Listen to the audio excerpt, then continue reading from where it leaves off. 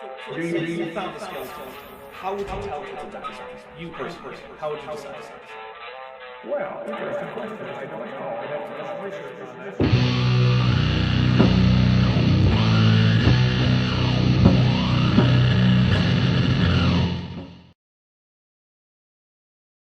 Hey everybody, how's it going? I am Dapper Dinosaur, of course, here with Dapper Reacts number 106, and here is my just now unmuted co-host panel here of Vishanti and Kip Davis. We're laughing because I had told Kip just a few seconds ago, I was like, we have to be real quick because we got like 20 seconds, and I finished my sentence, and then Kip started another one, and I'm just like, well, we're live. That's just usually how it is. I just don't listen to people. I don't. True. Well, until we manage to like put Kip on 1.25 speed in real life. You can't ask him stuff 20 seconds before we go live. I didn't ask him anything. I had a declarative sentence there. I'm a slow talker. All right. How is everybody? I have a... Because you're so laid back. Yeah. Maybe that's you're just a chill guy. Is that it? I am actually just a really chill guy, I think. Mm-hmm. That's good. So in real life. Yeah, no, it's good. I'm excited because I did a stream yesterday on my channel, and a lot of people watched it and are still watching it, and that excites me. It's exciting when stuff like that happens, and not just because I require so much personal attention, but also because, you know, I get excited when people are excited about the Dead Sea Scrolls and about 1Q Isaiah A. And yeah, it was great. It was a great day yesterday. It's a great day today. Well, that's pretty Vishanti's awesome. not on fire, so it's a great day. Well, yeah. You know, in the Navy, whenever someone said, look, it could be worse, the only response we were able to come up with was like, yeah, we could be on fire. Like, oh no, I can do you one better. My university music history professor, Dr. Howard Irving, whenever people would pass him on campus, they'd say, hey, Dr. Irving, how you doing? He would always say, could be worse, could be dead. Yeah. All right, well, we have a few things to take care of before we actually dive into this. One is to say, hey, I did one of those super chat goals. You get 20 teal or higher. I will stream tomorrow over on Top Hats Off because I don't know if you guys know this, but during my spare time, I'm spending a lot of it preparing for the next tabletop RPG campaign I'm doing called Star Trek Endurance, which will be a sequel to the Star Trek Lexington, which we've been doing. There's going to be a lot of cast crossover. I'm not positive if it will be 100%. I will have to be double checking. There are some people who have said they might dip out, or other people might want to jump in. So we're looking at who exactly is going to be in it. But I am still already making up art assets for it. So that is in the works. Also, we have some an update to a previous story I mentioned, I guess news story, as well as a brand new one that I want to mention before we get on, because ultimately, if I don't mention these things live on stream, people start asking me about them, and I have to keep answering the same question. So I'm just going to get it out of the way now.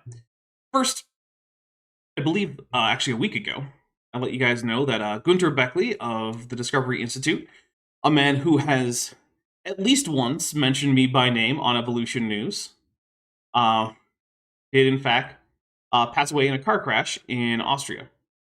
And there wasn't much known. Since then, it has been... well, I've learned from Austrian news sources that it was almost certainly an intentional act on his part, and he took with him a 44-year-old man who was driving the other way on the highway, meaning that Gunter Beckley is, in my book, a murderer. And I have absolutely no sympathy, right? Now look, it seems like he was horribly ill for a very long time, and the fact that he would want to do something to end that is something I have sympathy for and I understand. However, doing it in a way that murders someone else is absolutely unacceptable. Mm-hmm. And for that reason, I am not sad about Gunter Beckley. That guy is now a murderer and has always been a worthless piece of shit. So, previously I had said, hey, if anyone's going to talk bad about this situation since we don't know mods, as of now, the floodgates are open. Say whatever the fuck you want about that asshole. Because he's a murderer. Anyway, in happier news, there is now another new ex-Mrs. Hovind. Sandra has left Kent Hovind, as we all knew she would, and allegedly, at least apparently according to the people at Dinosaur Adventureland, she drove away with some $16,000 in quote-unquote ministry funds, as well as, I'm hearing, like, the inventory of the Dinosaur Adventureland store or something like that. So, like, good for her. Good for you, Sandra. Good for your daughter, who you made Kent Hovind the stepfather of for several years, which was, like, a bad idea. A really bad idea. Kent Hovind is not safe around anyone. He is certainly less safe around kids. Let's remember, Kent Hovind has a body count. It is a body count of 1. And that one person who died under Kent Hovind's watch was a child. Let's keep it that way, right? Yeah, let's not let that grow. So, first, I would say that for your own safety... I'm exactly with you, Alex Markel. Oh no. Anyway. Right. No. Yeah. For me, this is yes, great very news. sad. Also, anyway. Kent Hovind's call-in show was inundated with people asking about Sandra and congratulating him on losing another wife. And it got to the point where, like, he had like that hang-up button, like, ready. He was like, another moron. Like, and one of the statements he likes to make is, I've never divorced anyone. They've all left me. And it's like, Kent, that is not a flex. That is not a flex. So how many? Is that 4? That is 4. So Joe Hovind is the only person, as far as I know, he's legally married. And she divorced him. He might have actually counted as a common law married with Mary Toko, depending on what the Florida and Alabama whatnot laws are there. But she left him after she discovered that he was basically still doing illegal things with the finances of Dinosaur Adventureland, and she didn't want any part of that because she had temporarily entangled herself in those finances because she had some money coming in. Not like wasn't rich or anything, but like, she had entangled herself financially there. So she left. Then it was Cindy who ended up being ostracized by Kent because she pointed out that Kent's tech guy and very probable gay lover was violating the no drug policy. Really? Oh yeah. Wow. Look, I have reasons for saying that I have been sworn not to divulge. Sure. By people intimately involved. I mean, I'll take your word for it. Because it's you, dude. However, I have more than one piece of evidence, again, which I'm not really allowed to divulge, that makes me strongly suspect that Kent Hovind and Steve Lynn were in fact lovers, which I normally wouldn't particularly care about, except for 2 things. One, that's cheating. Kent, you already have a wife who does not approve of you stepping out. And 2, Kent Hovind has said that the government should round up gay people and execute them. Yep. But wasn't he and Kathy were married though, weren't they? I thought they were. There was no Kathy. Who's Kathy? Or Cindy, sorry. Whatever. So they were not legally married. They performed a ceremony on Dinosaur Adventureland property, but there was no legal paperwork that went along with it. So as far as the government knows, they were just dating. Got it. And look, here's dang. Here's the thing, right? Well, Alabama abolished common law marriage on January the 1st, 2017. Really? Well, so add this one to the whole Jackie, why did you leave Alabama list? So here's one of the things, right? I don't particularly care whether or not some pair of people have their relationship formally recognized by a government body. Like, that's not my business, right? I know some Christians care about it because they think for some reason that unless the state recognizes it, it's not a real marriage. But I also believe that if the state just outlawed Christian marriages, they would still get married in Christian ceremonies and they would still count themselves as married and they wouldn't care. So I think it's mostly just hypocrisy stuff when people are like, well, it wasn't a legal marriage. But I do think that from a legal standpoint, because people might ask about, like, well, what about divorce paperwork or alimony, that it be clear that the only legal marriage where there's actual, like, legal repercussions to the split has been Joe. Cindy Sandra and Mary were not legally married to him, so there's no like divorce proceedings or anything that we should be expecting. So that's the only reason I really mentioned that, because honestly, if you consider someone else your spouse and that's how you live and that's how you act together, but you didn't get a piece of documentation signed by like a judge or something, okay, I don't see why I should be nitpicky about that. You can't But file also- jointly for taxes, but other than that, who cares? This is another instance of Kent being hoisted by his own petard because he refuses to like kowtow to the government. Yeah. So he doesn't make these things like official on paper or through the court system because that's the man. And that means he has very little legal recourse when somebody like Sandra makes off with 16 grand Heck, of merch from Dinosaur Adventureland. So, oh no! yeah. All right, we got a couple super chat. Oh, So how long before he gets married? so there was about a month number between the 5. divorce with Joe and his relationship with Mary being official. I think it was less than a year between Mary leaving and Cindy, and I believe between Cindy and Sandra, I think it was a few months because she moved in not long after Cindy left. So I'm expecting that by, I'd say August, we should expect there to be a 5th future ex Mrs. Hovind. Because, I mean, let's face it, the chances of anyone staying with Kent for much more than a few years are pretty low, unless that person is Joe. And that was because they actually got legally married, so it was hard for her to actually do the whole divorce thing. Because basically divorcing is against Joe Hovind's religion. So it was a big step for her to do that. And while I commend her for it, I also understand the degree to which that must have been very difficult for her, and probably still is very difficult for her, because she probably feels like she is constantly in violation of what God wants for her. So, all right, we have 3 super chats. Roshan, a lipstick Equiskeller for 99.9 says, Kent kept saying late this week he was going on vacation next week with Sandra, but he kept changing location because he can't keep his lies straight. Oh my goodness. I know he also has been praying for quote-unquote someone who is not doing what the Lord wants them to do, and everyone knows it's Sandra, but he doesn't want to say it. Let's see. Ben Thick Tunicate for £2 says, AIG are a vapid valise of vibrant vibrators. Well, at least they're vibrant. I'll take a drink for that. Thank you very much. Look, if your vibrators aren't going to be vibrant, then what's the point, right? Like, why get a drab off-white vibrator? Like, go get, like, bright green or purple or something, right? Add some color to your life.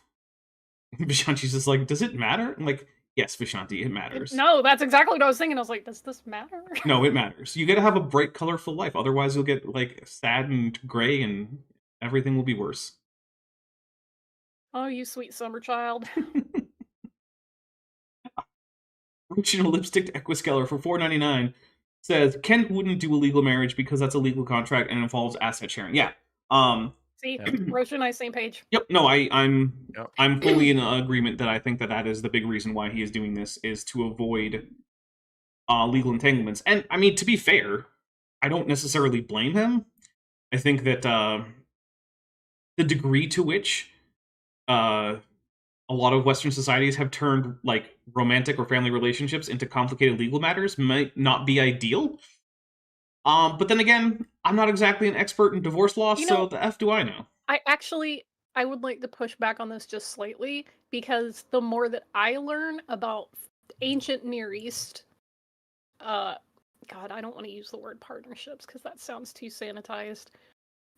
Couplings? Couplings, I guess. Again, that implies a level of consent that really wasn't there. Does it? Let's just No, say, I don't think it does. the more that I consider the way that we think of marriage working in the ancient Near East, the more I realize it was always a business arrangement. Oh, yeah. Always If you a happen to business fall in love with arrangement. that person, great. If you didn't, oh well, doesn't matter. Yeah. So, I mean, it is. yeah, shout out to Dr. Jennifer Bird. You need to go read her book on It's marriage. quite literally a contract transferring legal access to a woman's reproductive capacity from one person to another. Exactly. Yeah. There's also a reason why traditionally the children of unmarried women were given custody to the woman, whereas the custody of the children of married women, no matter what happened, whether there be a divorce or the death of the mother or whatnot, the custody defaulted to the father. Because if you're unmarried, then presumably you still have some, right to the produce of your own reproductive capacity. But if you're married, well, now that belongs to your husband. So those are his kids, not yours. They're only yours, in some kind of biological sense. Not yours legally. And like we see that reflected in the law codes of the region.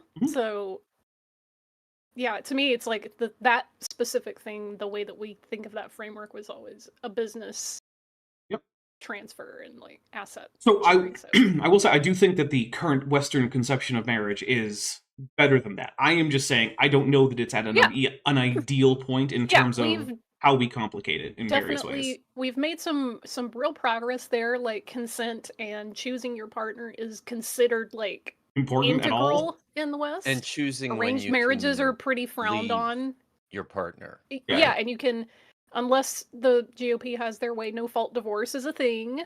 So yeah, we've made progress, but right.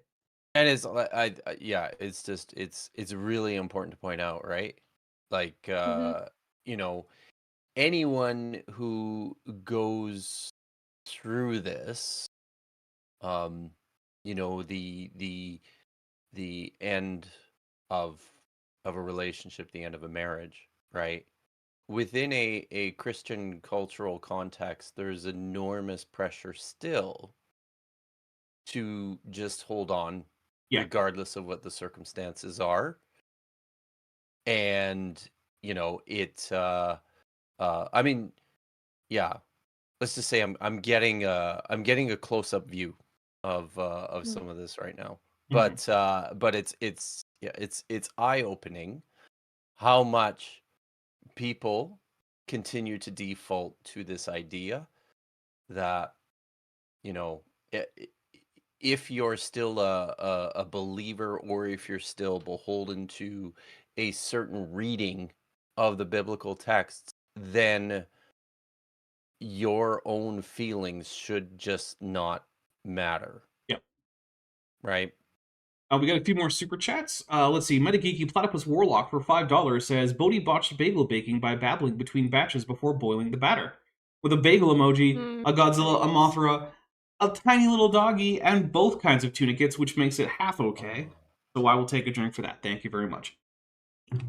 Bagels. Man, I was... You know what? Actually, just yesterday morning, I was like, I could really go for like a bagel and lox, and I realized, like, I live in Arizona. That's not even like a thing out here, as far as I can tell. Is that right? I mean, I'm sure I could find something. I haven't had one of those for so long. Yeah. Wow. Ben Thick Tunicate for £5 just sends a blank super chat. Thank you very much. I really appreciate that. Those are my favorites. Yeah. And then Ben Thick Tunicate gifted 5 Dapper Dinosaur memberships, which, by the way, I am drinking some hard Baja Blast over here. Which nice. Every time I buy it, I feel like I'm like the guy who just turned 21 and who's like going to his D&D game with his friends because he just turned 21. So now the Mountain Dew can be hard Mountain Dew. But you know what? There you go. It's got meme magic associated with it. So here's 1. 2, you can go ahead. While you're doing that, my son, it was taco night last night, and yes, they were delicious. And my son made me a margarita. Nice. And it was strong. Ooh. I tell you, it was strong, which I didn't mind. That was okay.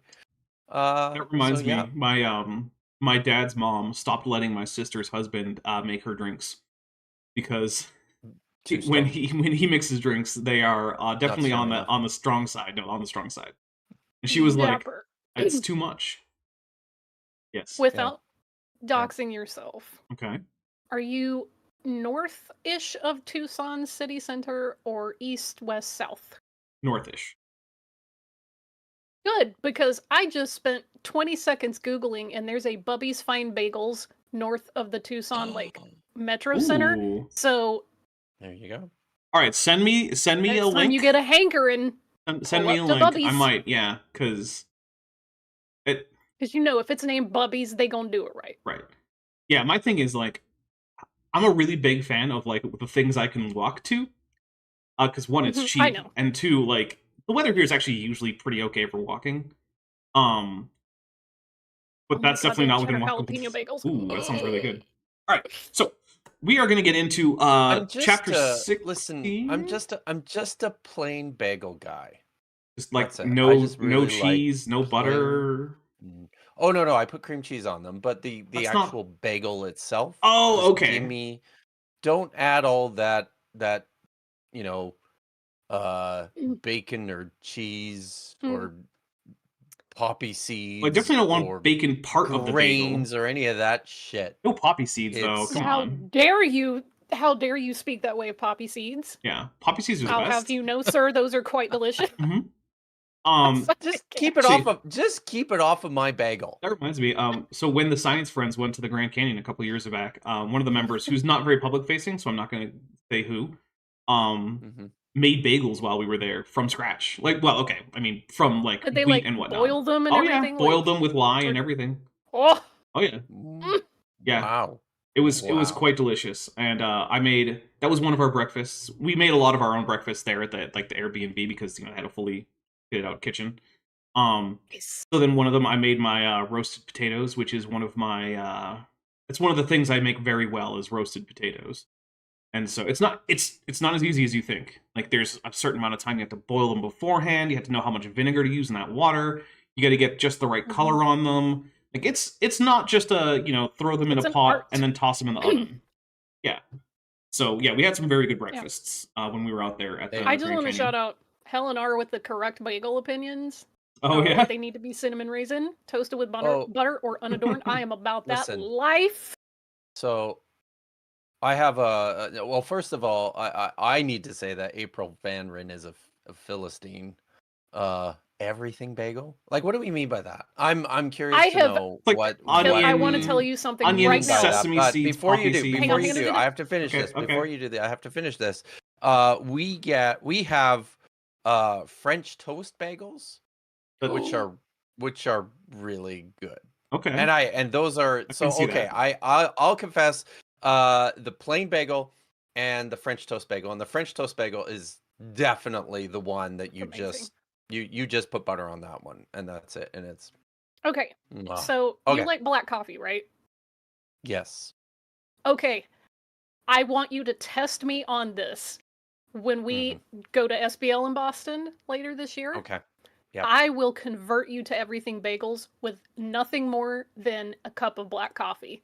And it will be very specific. I've done it multiple times before. What is an everything bagel? I don't even know what that is. So it's toasted with like cheese, onions. It tastes almost like Italian bread. Like if you go to Subway and get their like Italian bread, it's got like maybe Asiago cheese, onion, and there's another spice or herb that's on it, and it's delicious. You'll like it. And if you have it with Italian coffee or French roast or something really super stout, we're gonna move on to chapter 16 of Bodie's book about the Tower of Babel, because technically that's what we're here for, and we've gone almost a half an hour without talking about it. So man, you know I love talking about food. Oh, I know, and I do too, but I do technically have to make good on my promise that this is going to be about Bodie's book. So chapter 16 is by what means did those scattering from Babel travel? Now, I've read a little bit ahead, and in this chapter, Bodie is going to go ancient aliens on us. So get your Giorgio Tsoukalos memes ready. Just feels very timely right now. Yeah. All right. So who wants to start us off with the first 2 paragraphs, because we're changing when we get the bold text? Yep. All right. I can. Go ahead. Well. And I'm questioning. Never mind. I will never get through this if I ask too many questions. Right. Well, let's rule out air travel right from the start. Okay, Bodie. However,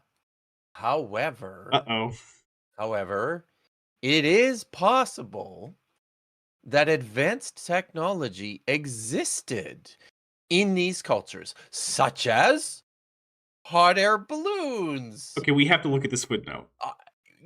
Yeah, there is evidence that the ancient Chinese in Asia, unmanned.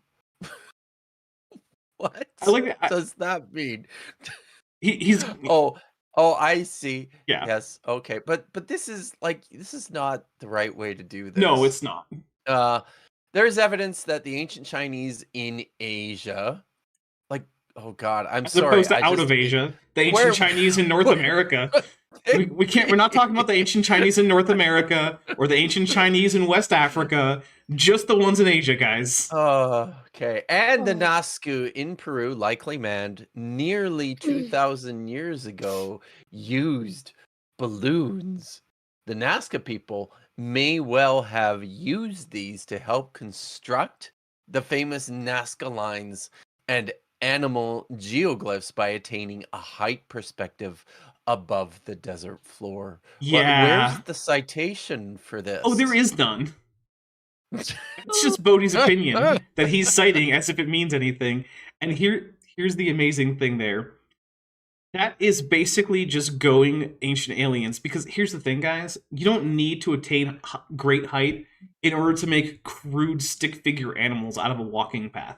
You just don't. Right?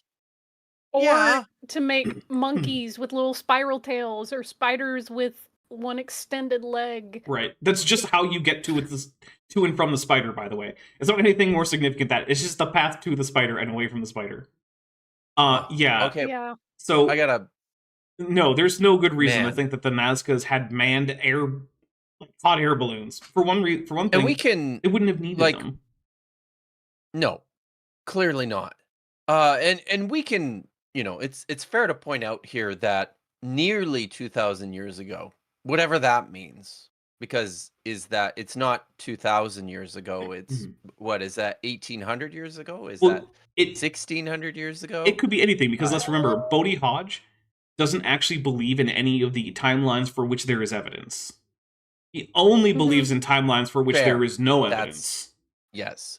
So, but this is not like 9,000 years ago. No, because that's older than the universe is.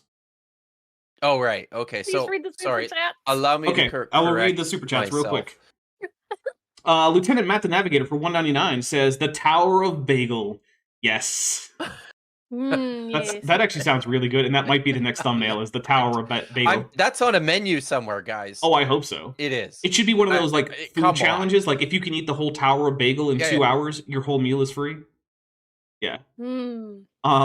I could do it. All right. Bent has been watching some of those food challenge videos, and I hear what the challenges are, and I'm like, nope, I'm out. He's like, this guy ate 48 slices of pizza, and I'm like, that's too much. I don't know why you would do that. Keller Tellian, who's been a member for 30 months and is at the amulet level, says, alien guy's voice, what if the aliens were balloons? Is such a thing even possible? Yes, it is. Yes. Some Well, theorists don't you know the movie believe- Nope was a documentary? Yeah, exactly. I like to know. What's that guy's name? Giorgio Tsoukalos. Giorgio, Yes, I believe thank it's A. Tsoukalos or Tsoukalos, something like that. It's Tsoukalos. very he's a Greek. doctor. Well, he's a doctor Well- in sports medicine, which is he's a Yeah, physical it's like therapist. sports medicine. He also used to be a wrestling promoter, so Yeah. Awesome. And look, No. here's the thing, right? Oh, I am sure that if I have sprained my knee or something, that he could give me some cool exercises to help that that recovery happen faster. I fully think that that's something he could do.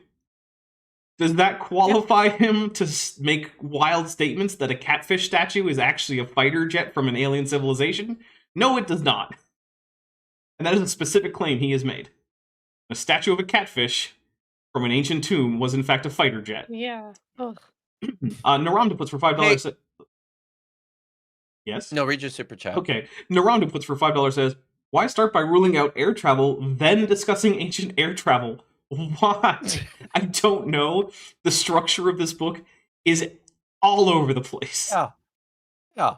Lieutenant Matt the Navigator for $199 says, bro, trust me, et al. 20 something something. Yeah, basically. Yes. She's leaving the screen. But guys, did you see my black dog? Yep. Oh, Doggies! Skaha. she's in frame on the Oh, Discord, you're but she's right, just out of frame on right the out of- YouTube. Oh, okay. Yeah. So she Wrap is. the dog and display She the is. dog. Is there? I think she's kind of around the corner there. Aw. You there? There she was. Well, everyone say hi to the dog. Hey. Send some doggy emojis So- in. Skaha is like 13, 12 or Aw. 13 years Ooh. old. She's our That's an oldie. she's our old dog. That reminds me, I was reminded today of Roman dog epitaphs. And then I started crying a little bit. And I was like, oh my god. Why would someone do this to me? Never mention the Roman dog epitaphs. I'm glad that they exist and that we know about them. But holy crap, every time I read one, I'm like, it's so sweet. People love their animals. I have for thousands of years. Metageeky Platypus All right. Warlock for $5 says languages were spread by tying scrolls to the legs of marsupials launched via volcanoes. Not all made it to Australia. Yes. You know, I was asked, like, how do we account for, like, the marsupials in, like, South America, right? And my answer was they were on the other side of the volcano, right? So the Australian marsupials got launched east, and the South American marsupials got launched west by the same volcano. So it's like the unified creationist theory of marsupial biogeography is right there. Oh my god. Daniel MWJ in the chat writes, have you all considered that people might have been really small back then and could use paper lanterns as hot air balloons? I have not considered that. That is... Maybe, you know what? That might actually be Bodie's evidence for hot air balloons in China is just paper lanterns. Like, that just might be it. That might be what he's talking about. But we don't know, right? No. Like we just Okay. have I mean, no idea. technically, And I'm technically that is a hot Okay. air balloon, right? In like in the most technical sense. Yeah. Maybe that's just what he's talking about. Bodie, let me know. but Did you mean paper lanterns when you were talking about hot air balloons in China? Let me yes, know. please. Yes, please. Because But I'm moving on. Yes. Guys, we gotta move on. But would such things be used for scattering? Likely not. If anything, such balloons were used for... Oh, yes. Yes, Yeah. this is it. Such balloons were used for surveying and spotting if they existed at this time. There are several ways to migrate to different parts of the world. Over land is the most obvious. Mm-hmm. Thank you. Thank you for that. That's on point. Do we give him some credit for this? I mean, yeah, sure. No. Look, I'm thirsty, so I'm going to give him yeah, that's true, Bodie. The land is the most obvious way for people to spread. Good job. Yes. Yeah. You did figure that out. I believe that is still the case. Yes, it I is. believe that has Well, always been the Metageeky- case. Metageeky in the chat says, what is this, a ziggurat for ants? We got for $6.66. My Infinite Journey says, "Hail Nero, hail Daps, hail Dr. Kill and Vish, and hail the great tower of lox and bagels." It's typically with an X, but yes, it's Yiddish. It's fine. I'd like to think that think it's was Yiddish. Pretty sure it is. I'd like to think that was a deep cut reference to my stream yesterday. It could be. I'm choosing to think that. All right, there are several ways to my... Oh, I read that. But I would not discount sea migration either. Let's take a look at the feasibility of both. All right. Of both what? Both sea Both. and land. And air, even though he's ruling that out. said he's ruling it out, but we're going to look at it anyways. No, I don't think we are. I think we're going to not talk about that anymore. I think we're done with air. Mine For real. Mine finished sock for $2 says, "Don't ride a volcano, like and share instead." Yes, good advice. Do not ride a volcano. Instead, like the stream and share it with all of your enemies. All of your enemies. If you have enemies, share them. Actually, when that reminds me, when I first learned about Gunter Beckley, one of the things I said to my friends was like, "I think one of my enemies just died." And she's like, "Wait, you have enemies?" I'm like, "Yeah, I definitely have enemies." And he was one of them. Were you watching? I don't. Were you watching at all? Apologies. He was not. His live stream last night, because the sponsor in Toast to Toast last night was Nemesis. Nemesis. Oh, Nemesis. right. That's why you asked me That's who why your I asked nemesis you, is. Dapper. Uh-huh. Yeah. So Fridays are currently my Star Trek tabletop RPG day. So, you know. They're done There's usually always, when your there's game always is an over. excuse. Well, okay, but I'm also usually... And it's every other Friday-ish. Yeah, but I'm also usually dead tired by the end of those, because I don't know if you guys know, but running and producing a TTRPG actual play show is a lot of work. I prepped and I did a 3.5-hour stream yesterday, followed up by a 90-minute interview, and I still had time to sit down and watch. Okay. And energy to sit down and watch. And I'm older. I'm pretty sure I'm older than you. But were you also... You're not older than a Ceratosaurus. Yeah, I'm 150 million years old. Okay, fine. Yeah. In dog years, I'm pretty sure I'm older than you. Anka... Yeah, but what is that in Celsius? There you go, yeah. For $1.99, Anka, with their first super chat on the channel, sends a blank super chat. Thank you very much. I do appreciate that. All right, here we go. I guess I'll take over because it's a black section, and we usually cycle down. The pages of Scripture make it rather clear that there were isles, maritime or coastland peoples who came out of Babel. Does it? Sure. From the coastland peoples of the Gentiles were separate. From these, the coastland peoples of the Gentiles were separated into their lands, everyone according to his language, according to their families, into their nations. Genesis 10:5. I mean, okay. Now, where are the islands? The island settlements in that? I mean, it's almost certainly islands in the Mediterranean, right? Like, we're talking like the Aegean Sea. But go back and look at it, okay? Go back and look at this again. From these, the coastland peoples of the Gentiles were separated into their lands, everyone according to his language, according to their families, to their nations. I mean, the Bible... There's no island there, yeah. I mean, obviously, and I'm trying to read this like Bodie reads the text, right? I mean, obviously... Knowing what I know, the word there used for coastland peoples is with reference to the lots of the Aegean civilizations, right? Bodie doesn't know that. For all he knows, these are just people who live on the beach. Well, it's possible that someone has told him otherwise, because one of the things we know about Bodie is that he definitely doesn't know any Hebrew. But we also know that every once in a while he checks in with someone who does. Because every once in a while, he gives this, like, weirdly garbled version of, like, here's what the Hebrew means, which, even in that, it's pretty clear that he himself doesn't know any Hebrew. But he had to get that kind of garbled but vaguely accurate idea from someone. Hey, Dapper, is Anka in the chat, or Unsa, there may have been a city there that I'm missing, says, I may or may not have forgot to put text. I was gonna say AIG is a bag of transphobes, literally and figuratively. Yes. All right. Well, in that case, we will take a drink there. You should retroactively take a drink. Yes, we will. Absolutely. And I'll just ask my question. Is Bodie like Joe Rogan in that he just believes everything everyone tells him? Wow. Well, yes and no, right? Because he has a core set of beliefs that I think are better defined than Joe Rogan's, right? Because Joe Rogan doesn't seem to have any core set of beliefs that he sticks to. None. He really just does seem to be whatever his current guest is saying. He is just kind of uncritically accepting with very few exceptions. Every once in a while, he'll stick with a little bit of push. Oh, hey, take a drink from Mothra. Mothra came by.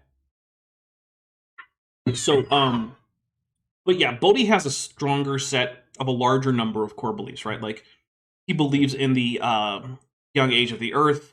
He believes in the divinity of Jesus. He believes in the resurrection, presumably the ascension. He believes in the inspired nature of the 66-book canon. I'm sure he's never even thought about how recent that canon is and what that might mean. Like, he believes that evolution fundamentally didn't happen, that the Tower of Babel is the origin for basically most of all that exists as modern anthropology. So he has those. But as long as it's within that umbrella and doesn't contradict that, I think that, yes, he is incredibly credulous.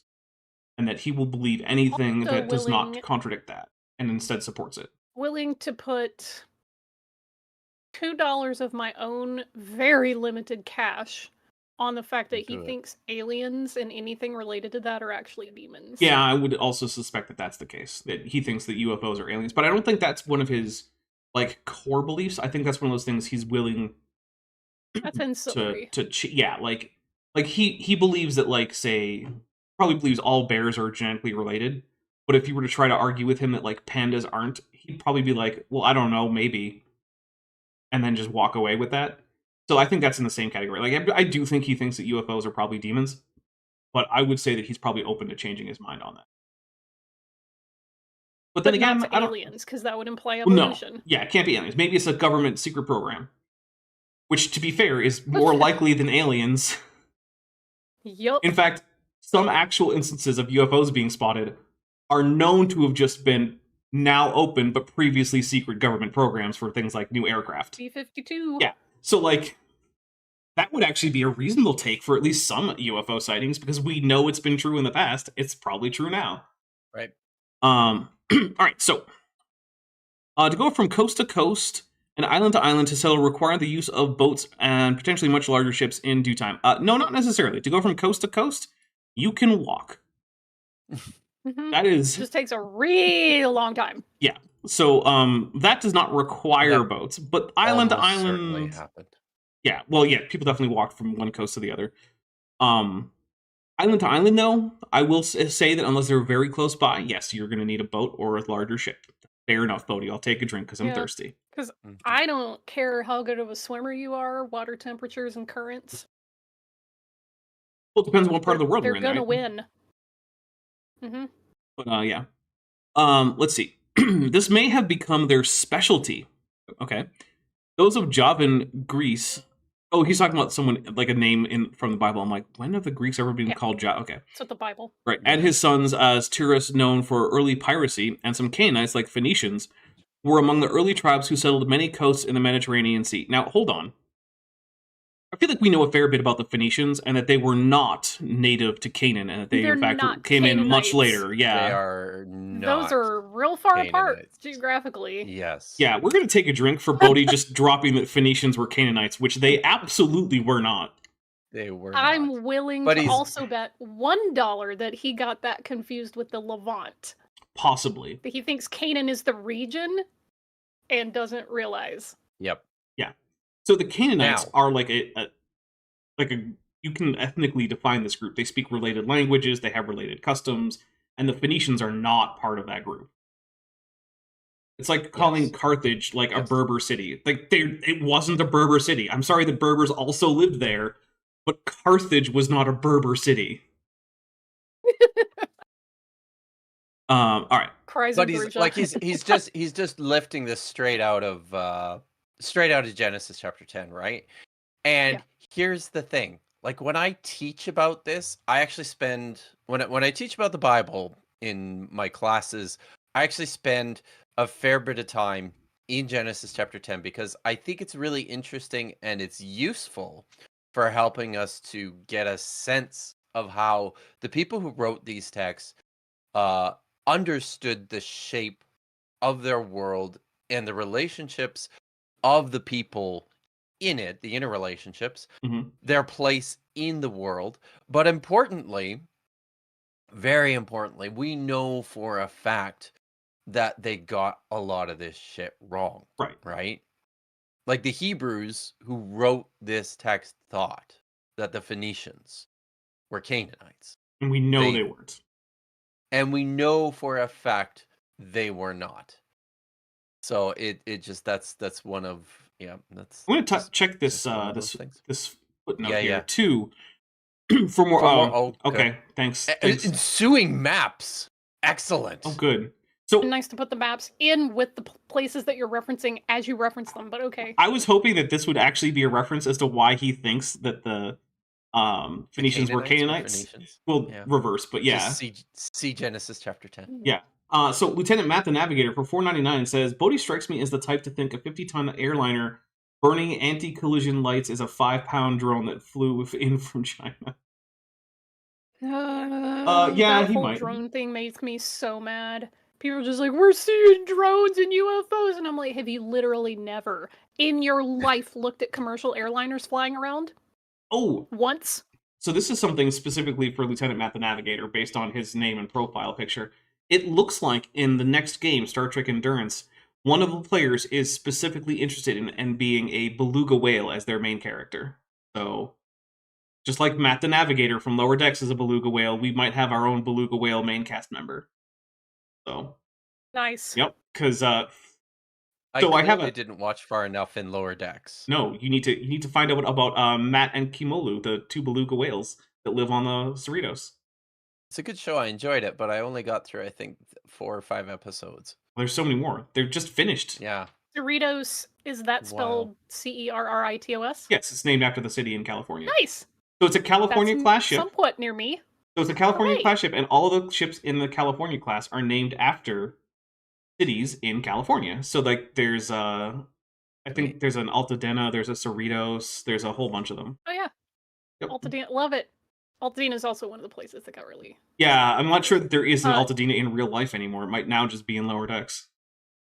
I mean, it's there, but it's been Yeah. heavily impacted.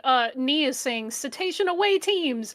Literally, the commanding officer would be like, cetacean needed Yes. for the away team. Actually, a cetacean away team is the instigating incident in one of the later episodes in season 5 of Lower Decks. The Neat. the two I the love two this for beluga us. whales go on a away mission to an ocean planet. And they might have brought something unfortunate back. Oh. Okay, Jillian saying Dapper. After this week, how can you still not remember how to pronounce Altadena? Didn't I? I How did he will pronounce it? I don't remember. Altadena. Oh, sorry. Which, listen, I'm Oh. not gonna fight over this because a lot of cities have Spanish names, but aren't pronounced the way that native Spanish I'm speakers would still say it. angry It about drives Amarillo. me- I'm upset that the city that locals call Los Feliz is not pronounced Los Feliz. That irritates me. That has irritated me for a very long time.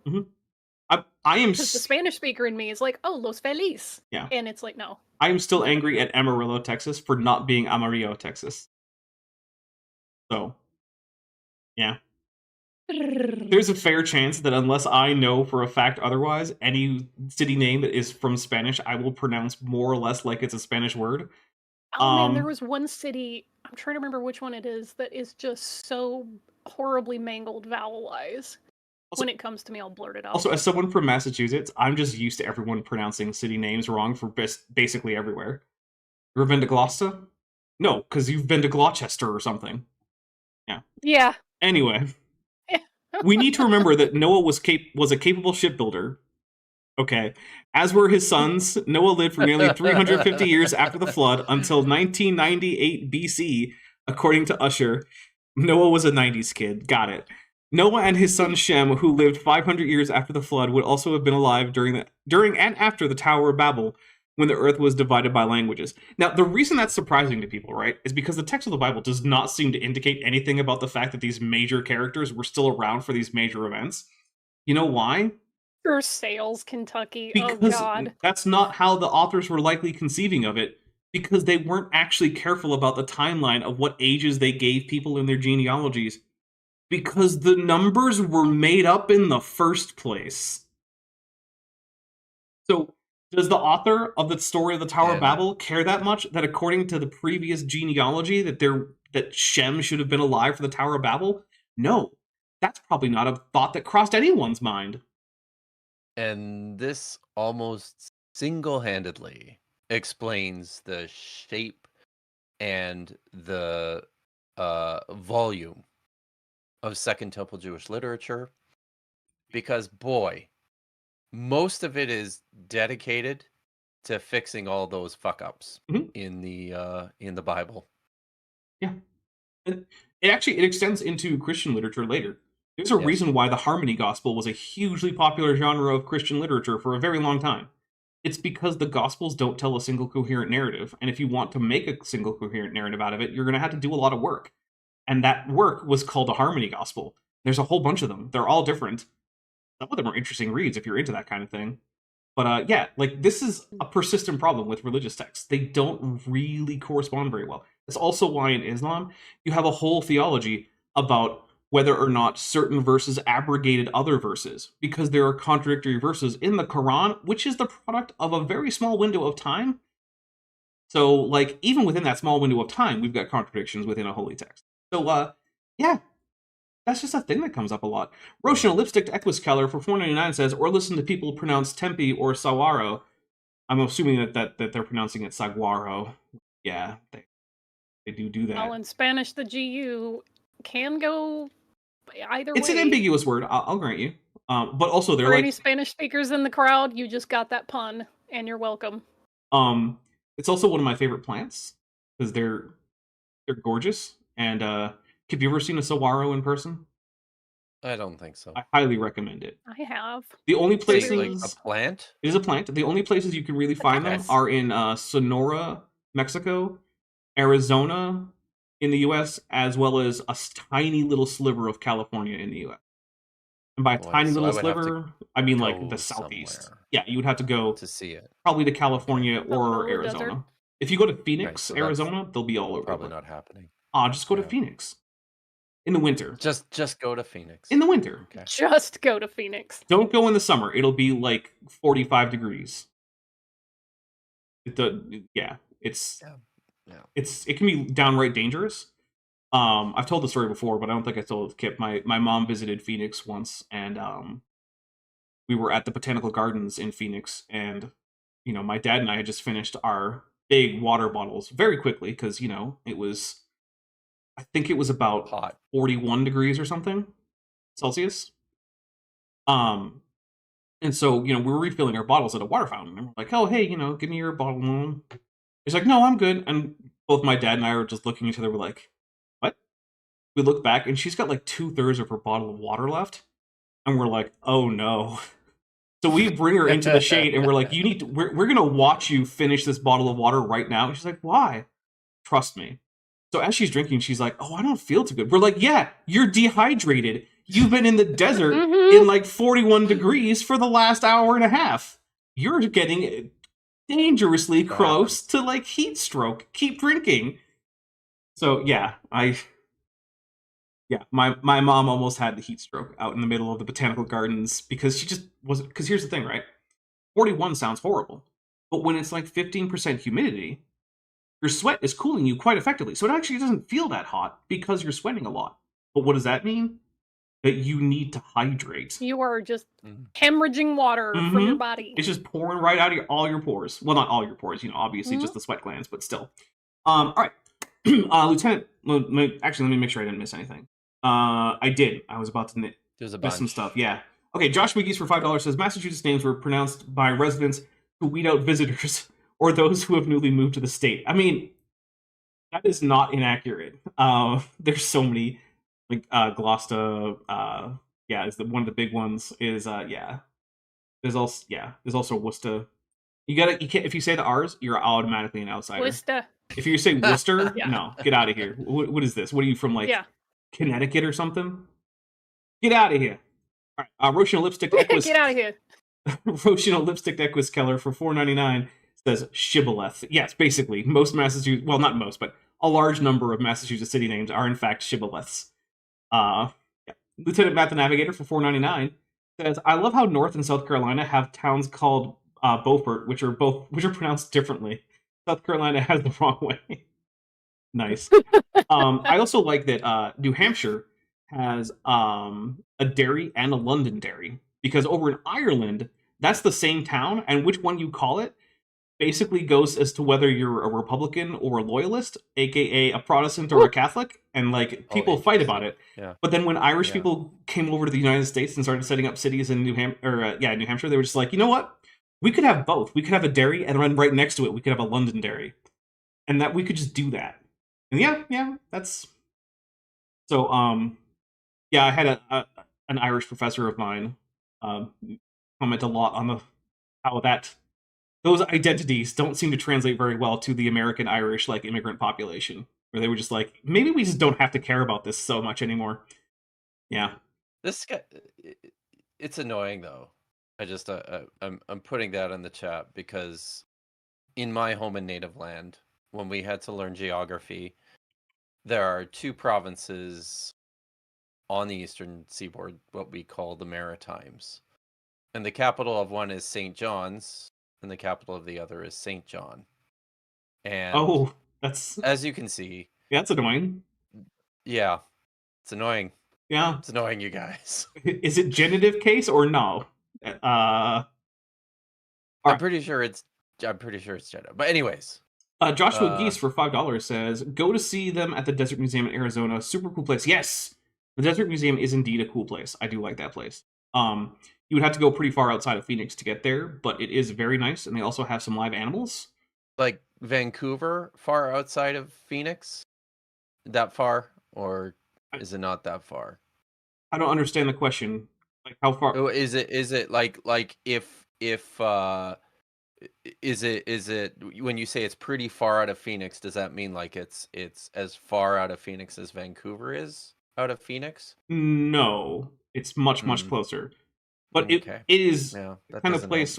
It's the kind of place where if you were in Phoenix and you wanted to go there, you'd probably hop into a rental car and spend more than an hour getting there. Well, what is Newfoundland if it's America's not a maritime huge. province? No, it's not. I mean, compared to Canada, not that much. But then again, large. Nowhere in Canada that you want to go is anywhere more than like 30 miles from the border. So yeah, but it's still like fucking enormous. Yeah, from one side to the other. It's like a one-dimensional punch. To bottom, from every side, Dapper. Here's the thing. If I don't want to go there, the Canadian border extends to the North Pole. If I don't want to go there, then it might as well not exist, and I'm not going to count it. God. Which means anything more than 30 miles away from the border, I don't count. Right? It's like saying that Canada owns the whole moon, so it's the biggest country. Like, I don't care. The moon doesn't count. The whole unlocked part of a map to me. Yeah. I don't.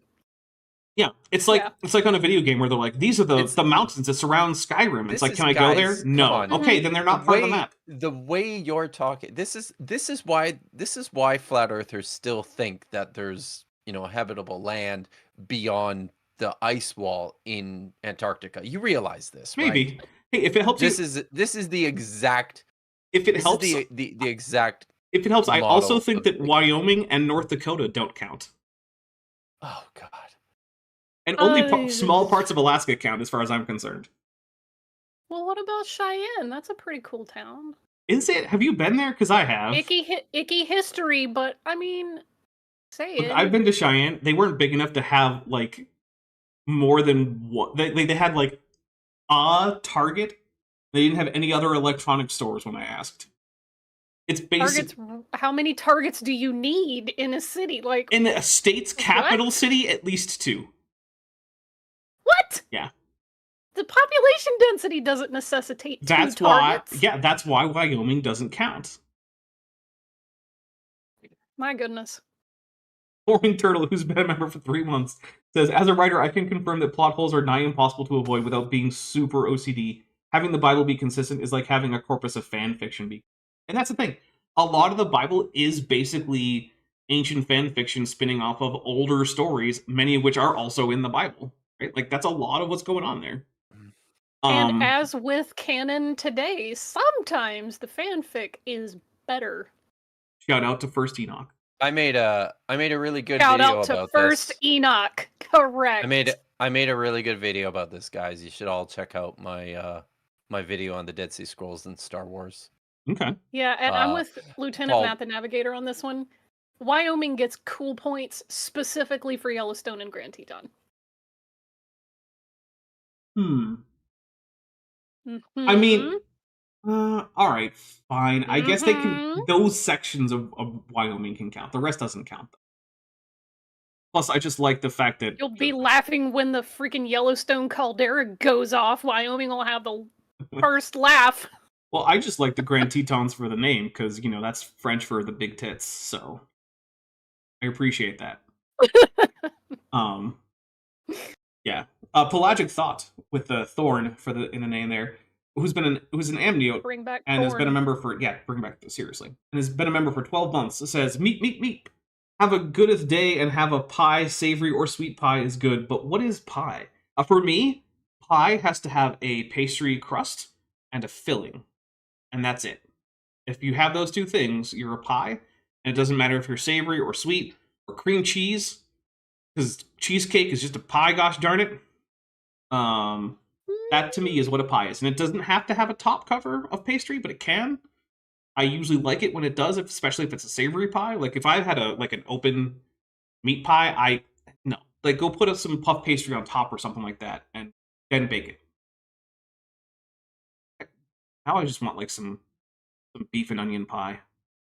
Listen, Doesn't that someone sound earlier nice? in the chat said that they're completely fine with this being a filler episode, and since we keep talking about food and geography, I have to concur. Yeah. Well, I'm going to read a little bit more, then we're going to go on break. Okay. They could have easily passed along boat building skills or even helped build some boats themselves. Look, boats aren't rocket science, Bodie. Who cares? Easily. Like, Look, they could have easily done it.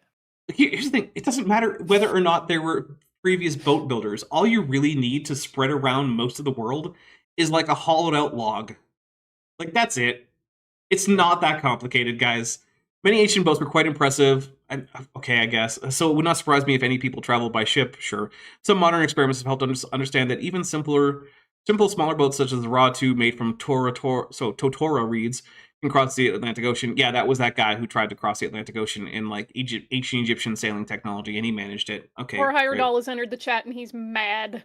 Here's the thing, though. That doesn't mean that it actually did happen, but whatever. Boats would explain how Hawaiian people arrived at Hawaii. Yeah, that's obvious. Polynesian cultures have had a long history in the past 1,000 or so years of spreading via boat, as well as other islands. Is it Tonga time? It's Tonga time. As well as other islands that have even older civilizations. I mean, Hawaii is not that old of a civilization. I don't even think humans have been there for a full 1,000 years, have they? No. Yeah, like, No. Bodie, that's one of the newest of the civilizations, if you're even going to call it a civilization, which is iffy. Because I don't know to what degree we can say that the Hawaiians had cities, per se. I mean, whatever, it doesn't matter. It's Look, the whole idea of whether or not a culture is a civilization is mostly... Reach it in time. That's okay. Oh. Look, Salud. the way that historians define a civilization is basically just arbitrary, and it has to do with cities, and there's no good definition for when a settlement becomes a city anyway, which means whether or not something counts as a civilization is just mostly arbitrary, and it's not a very meaningful distinction either. Like, you can have a sophisticated culture and society with all sorts of, like, complex interrelationships between people and power hierarchies and all that stuff without having cities.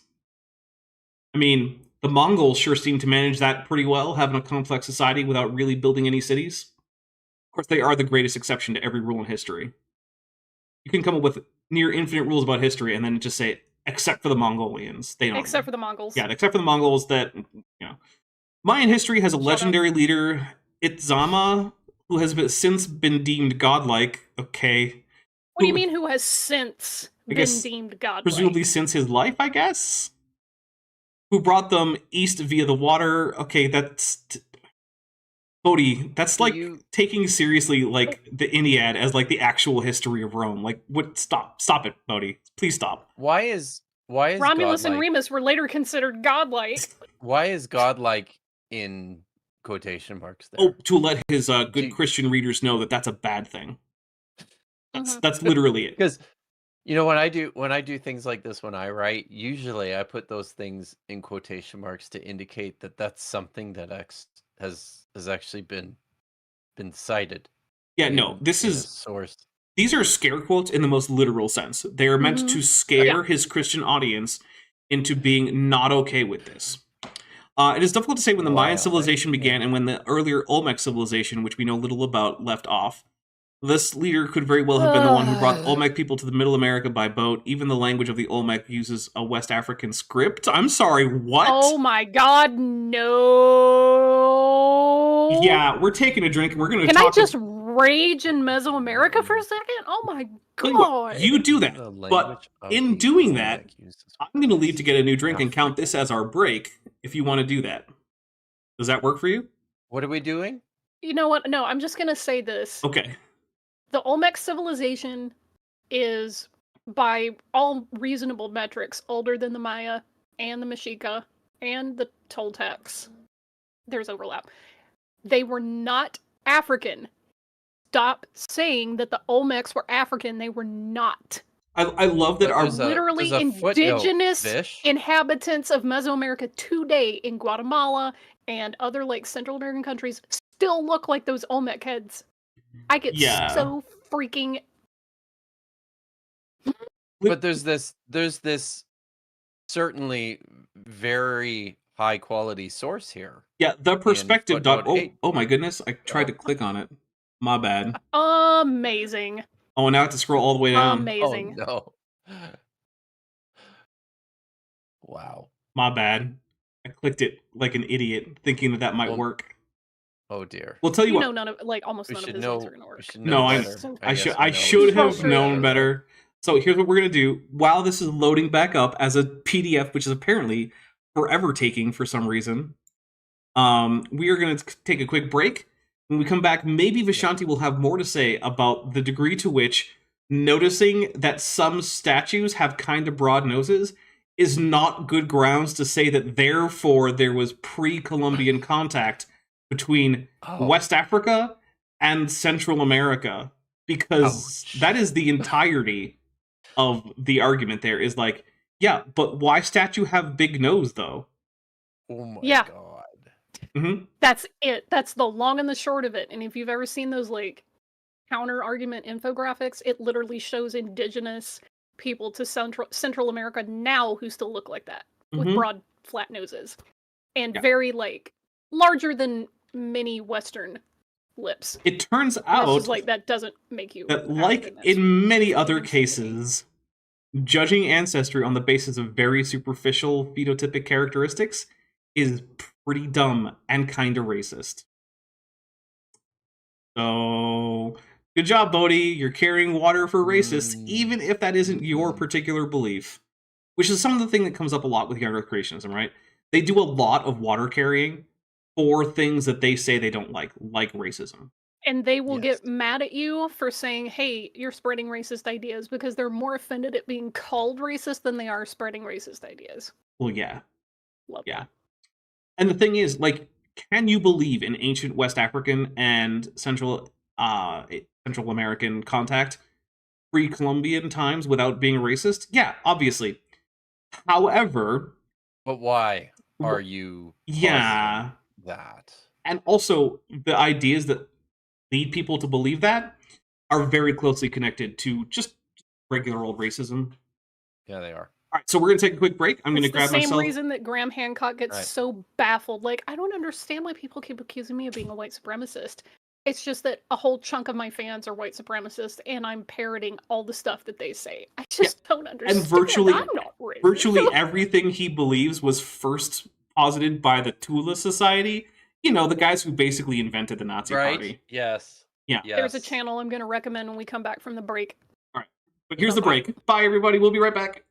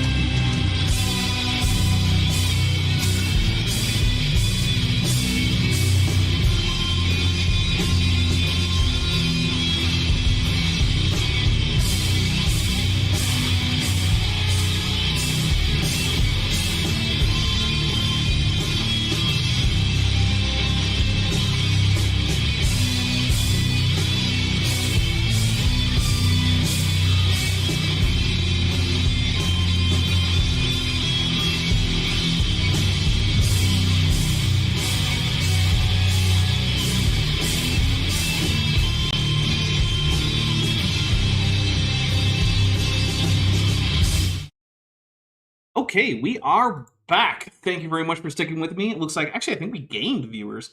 Let's see. Got a few super chats to read here. Another 6 biblically accurate tunicate, which I like to think of as just a tunicate with one eye because it's far more than they normally have. Says Dapper, have you ever tried potato pie? I've tried sweet potato pie. Is that? I feel like that's not the same thing though.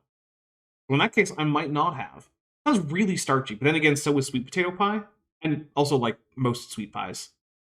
So, I mean, I'm open to it. Vadim Radchenko for €2 says for fish filled with foods episode. Yeah, this is an episode where we all come together and we just talk about food for 2 hours. Maybe we should actually do that as a thing. Maybe that can be our post Bodie celebration. Is we literally just have an episode of Dapper Reacts where instead of doing anything in particular, we just talk about good food. You know. So let me update our That'd be okay. goal thing. All right, so gonna give the after the break talk, which is to say, hey guys, I really appreciate the degree to which you guys support the channel, my various shows.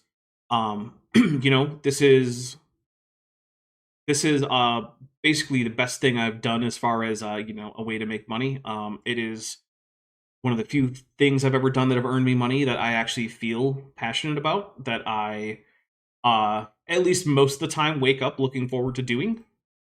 I can't say it's every time, because you know what, I do get tired, and there are times where I'm like, I'd just rather take a break, but no, I have stuff to do. But overall, I really don't. I can't think of anything else that I would find to be a more fulfilling way to you know, support myself.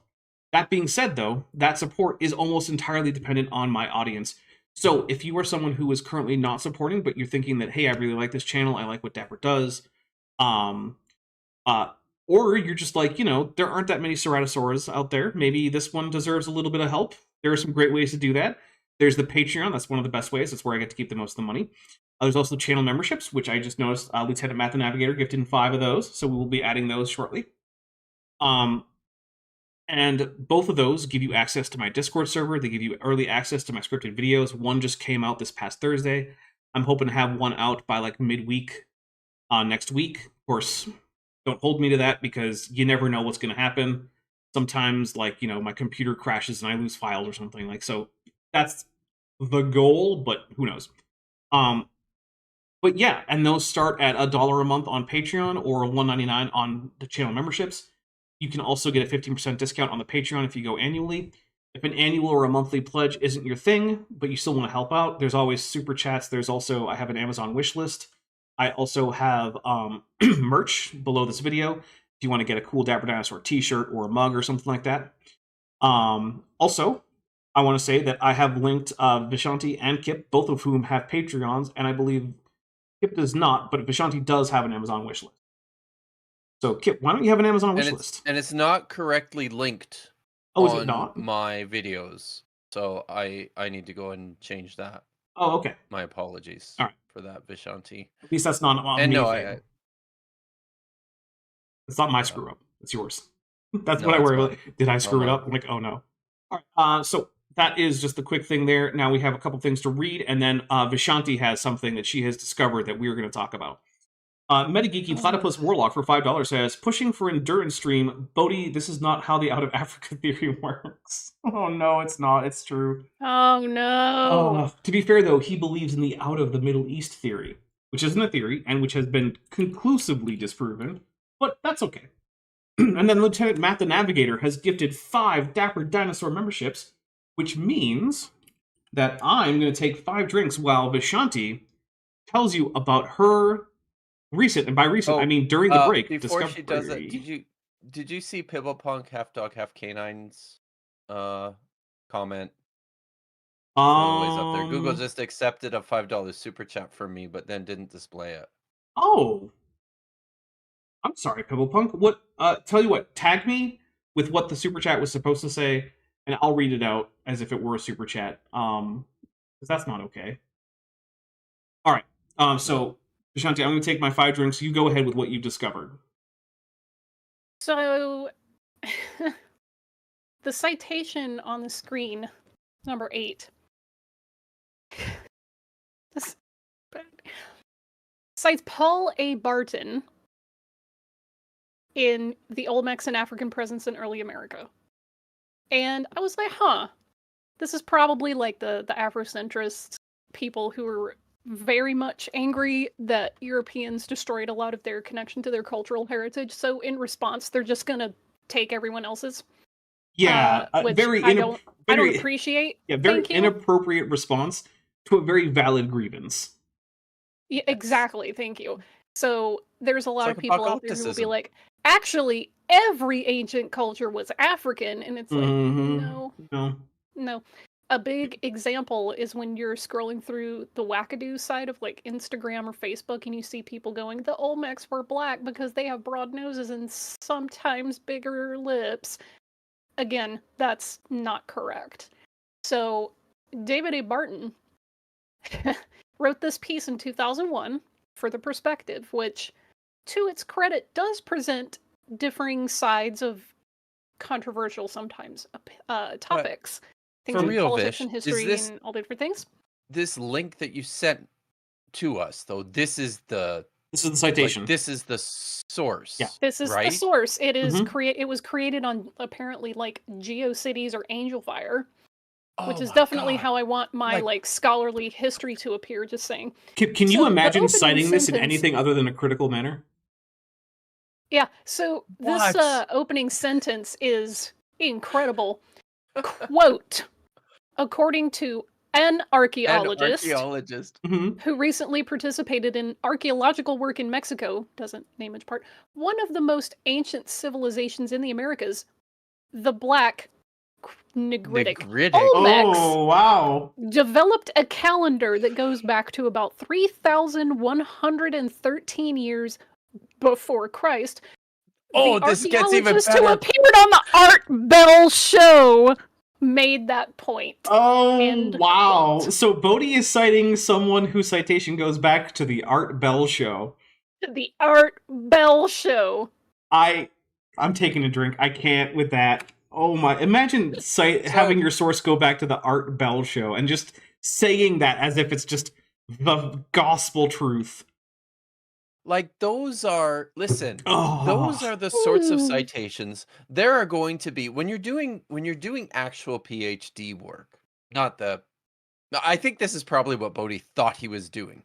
But when you're doing like actual PhD work and you're writing your dissertation and you're sending your chapters in to your supervisor and getting your stuff read, this is the sort like sometimes you're going to cite a source incorrectly, or sometimes you're going to, read something in a journal because you're just learning, right? You're just kind of learning at a high level, and everyone makes mistakes. But my God, like this is the sort of citation that is liable to get you expelled. Mhm. It just is. Yeah. Yep. Now, what else about Paul A. Barton have we discovered recently that might be relevant? Well, I have to like adjust this just quickly. Okay. So in the pseudoscience, pseudo-history meaning it's not history and it's not science. Right. Click. People who have written on pre-Columbian Black African contact with Mesoamerica include such heavy hitters as David Hatcher Childress, who you might recognize from Ancient Aliens. Yeah, so when I said earlier, before we came on, I was like, hey guys, in this one Bodie goes like Ancient Aliens. I didn't know the degree to which he was going Ancient Aliens. Because now we have a Childress connection, which is just... Yeah, we do. Just chef's kiss. So, I also want to reference a kind of rebuttal to this whole phenomenon by Carl Fagans. He discusses pseudoscientific curriculum that was at the time being offered by Miami-Dade, Florida county schools. And he's talking about a lot of these cranks. And his first point is about the Olmec heads. And he says, Van Sertima, who is cited by Barton as being like, a pioneer for this research, and other pseudoscientific Afrocentrists tend to point out that since the colossal Olmec head monuments have, quote, negroid features, wonderful, large lips, flat noses, etc., that they are therefore depictions of Africans of Mesoamerica. Van That's Sertima's eugenics claim, shit, isn't it? Oh, yeah. Yeah. Van Sartima's claim is that Africans from Nubia and Egypt sailed to the Gulf Coast of Mexico in the Olmec region with the help of the Phoenicians around the 11th course, century why not? BCE, which corresponds to the 25th dynasty of Egypt. They encountered the Olmecs, who then accepted the Africans as their rulers, making the Nubians the models for the colossal stone heads. There are some problems with this claim. Yeah, for one thing, Yes. even if we were going to say that the overall features of the heads lended themselves to being African, it's primarily West African, not frickin' Ethiopia. I don't know if you guys know Thank this, you. but Africa is a big Yes. place, and people from one It side is of it, extremely large. yeah, people and from one side of larger extremely than Africa, genetically Canada. diverse. yeah, people from one It is side of large. Africa don't identically resemble people from the other frickin' side of Africa. That's not Yeah, how and anything this is works. one of those things where genetically, Jeez. according to like DNA sequencing and all of these things, African peoples from different regions are more genetically dissimilar to each other than Europeans are to Africans. Like, the entirety of all non-African human diversity is a small subset of just African. Yeah, so let me just read this next little bit, because, whew. So there are some problems with this claim. No, you The don't say. assumption that flat noses and wide lips are Nubian or African-only traits, for instance. Evolutionarily speaking, noses develop in a population due to climate. In a dry climate, noses tend to be larger and longer. In a warm, wet climate, noses tend to be smaller and flatter. This is because moistening the air is one of the things that the nose does. Olmecs live in a tropical, humid locality like many people in Africa. He probably means sub-Saharan Africa. So they have short, flat noses. Care to know who doesn't live in a tropical, humid locality? Nubians, Yeah. Egyptians, and Phoenicians. One of All the three reasons. live in dry desert conditions. They depend on long, thin noses in general that can Yeah. moisturize air that's being breathed in before it reaches the lungs. One of the reasons why they don't look like West Africans who live in a much more humid environment. We got a couple super There's a chats. reason that like Filipinos and Indonesians have broad, Mhm. wide, flat like noses. Environmental pressures And are a people from- thing. Who'da thunk? It's just. We got a I'm couple- just gonna link this in the chat as well, This so is people amazing. can read this later on their own. Okay, so we have a few Woo! things. Metageeky Platypus Warlock for $5 says, I think the science here was pulled from Mel's hole.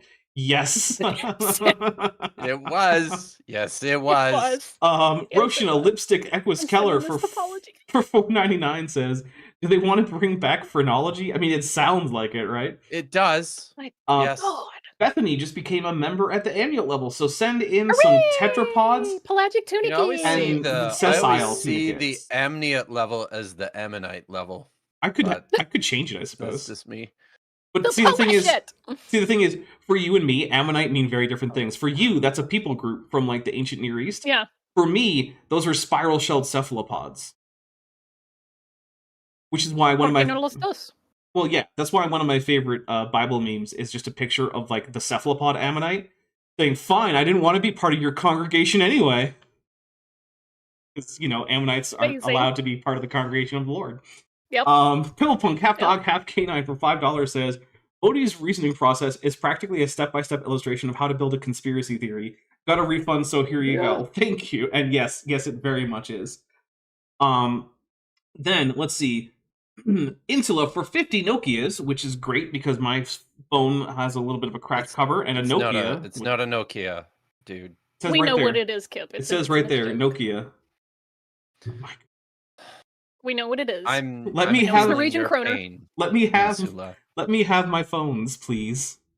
My indestructible brick-like phones. Those aren't even Norwegian. Doesn't matter. They last forever. I feel like Norway can take credit for failing to understand that this is entirely just a visual pun, and that's it. There's nothing else going on here. So Insula for 50 Nokias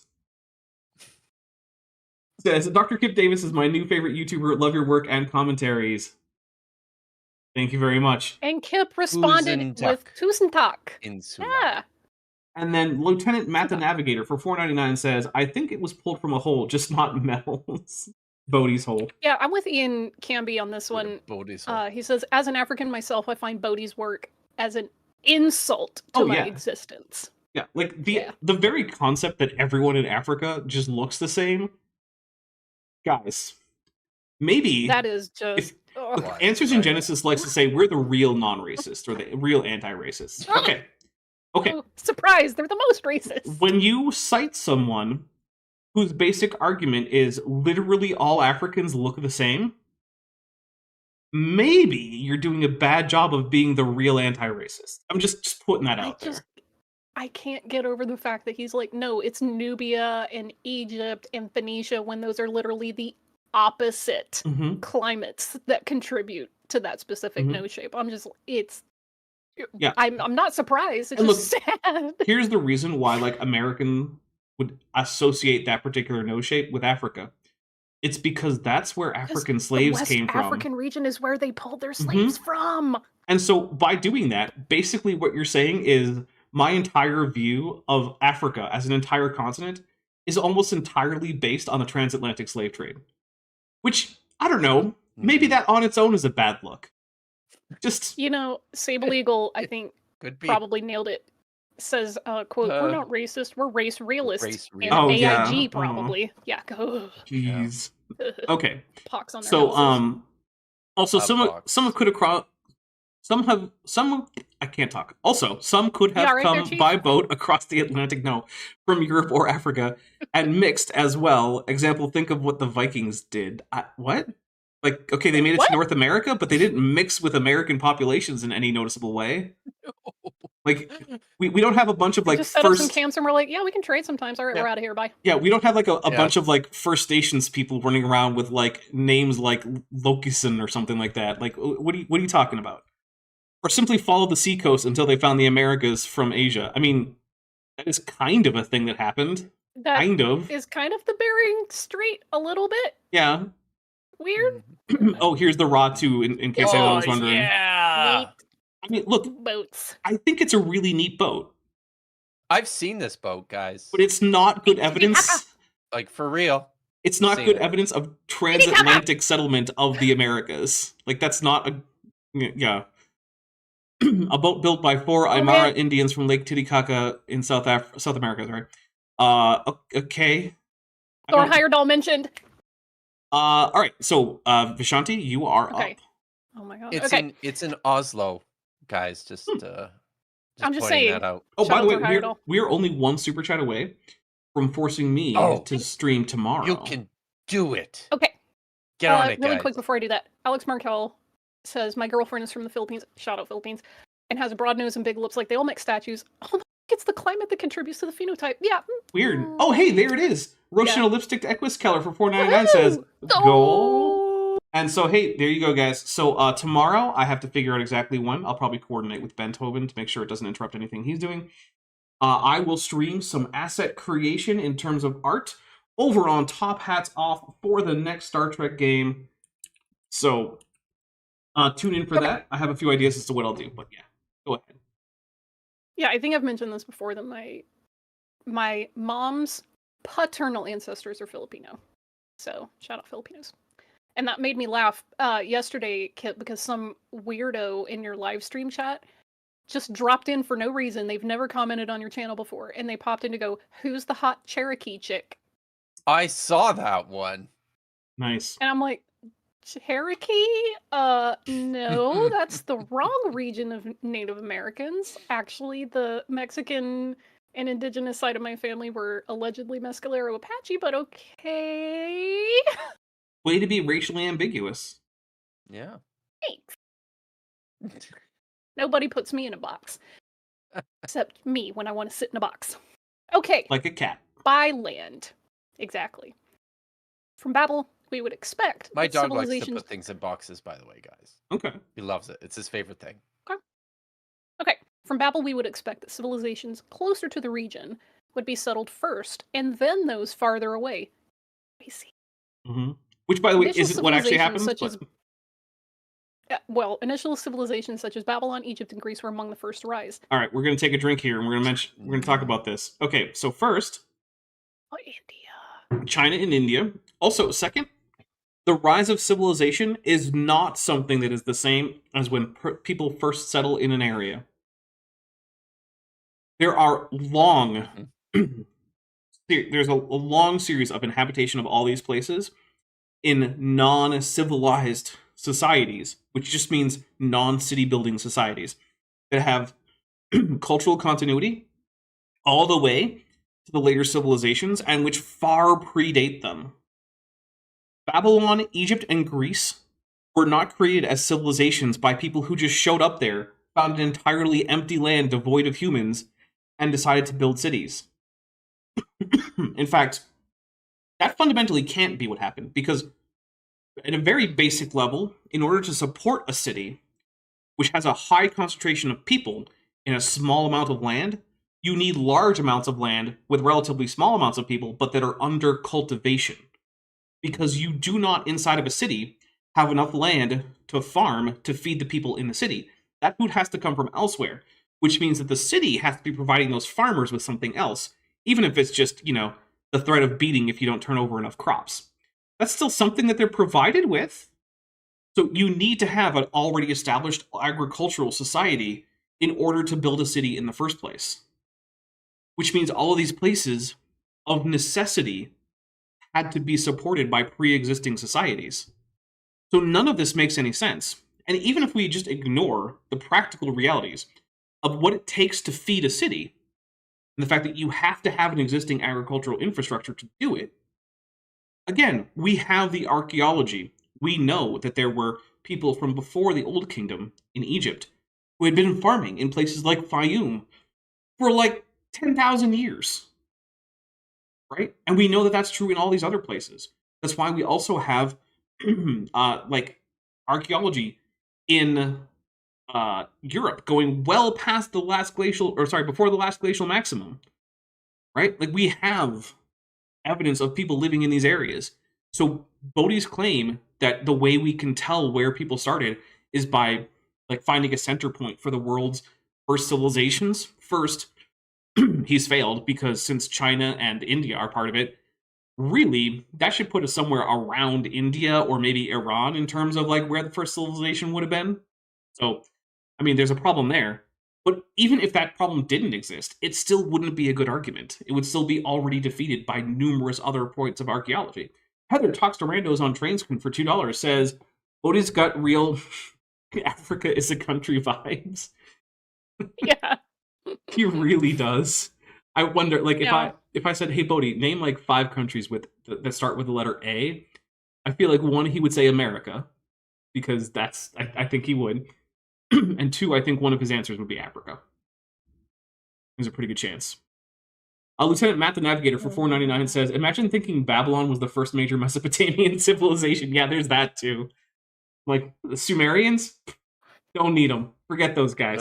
What's that? Yeah, they have one of those language isolates, so they don't count. Yeah. I saw somebody in the History Valley stream yesterday. I popped in just for a minute, but I was exhausted. I had to take a break. And they did not believe that Sumerian was a language isolate.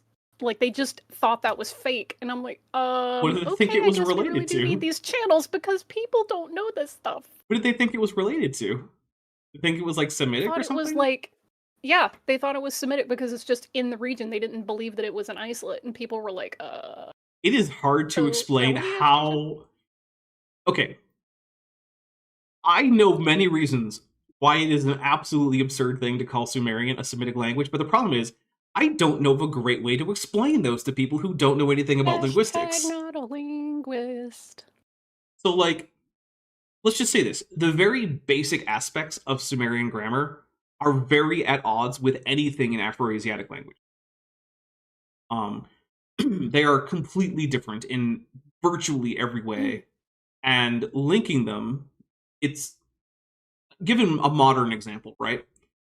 It would be kind of like saying that maybe Japanese is actually related to English, because, English has some Japanese words in there, and you could probably find a few things that are similar in the grammar. Their verbs have subjects, so sometimes this Japanese likes to drop its subject, but other times it doesn't drop the subject, so, maybe Japanese is actually a Germanic language. I think it could be. Yeah. Have you done a study to say that it isn't? I No. linguists should get on this because Yeah. they're doing other things apparently. Yeah, but one of the things they're not doing, apparently, according to Bodie, is figuring out whether or not language isolates are actually related to other languages. They don't do that. Exactly. No. Why? Why would they do that? Yeah. I think Bodie may have taken this cradle of civilization thing a little too literally. Yes. Maybe. Yes. Lieutenant Matt the Navigator for $4.99 says, and I'd put money on him thinking the Neo-Babylonian Empire was the first one. I think so. Yeah, Ugh. that seems... He's not. He thinks it's that's like the full name of it, right? The Neo-Babylonian Empire. He's Yeah. unaware. that Neo might have a meaning as a prefix. Might. No. That's... Ian Camby says, as full African myself, I would like to say well done to Kip Davis, Vishanti, and Dapper Dinosaur for roasting Bodie's horrifyingly racist book. Thank you. Thank you. Shout out Ian. Yeah. Yes. Yeah. Shout out Ian. Oh, man.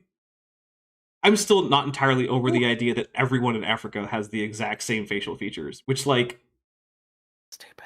I mean, look how long we have stumbled over this It's so bad, though. outrageously Bad. stupid point. Like, It's so bad. even It's okay. even if So you were like bad. an 1840s explorer tracking through Africa on behalf of your colonialist overlords, my guess is you'd have noticed that not everyone looks the same.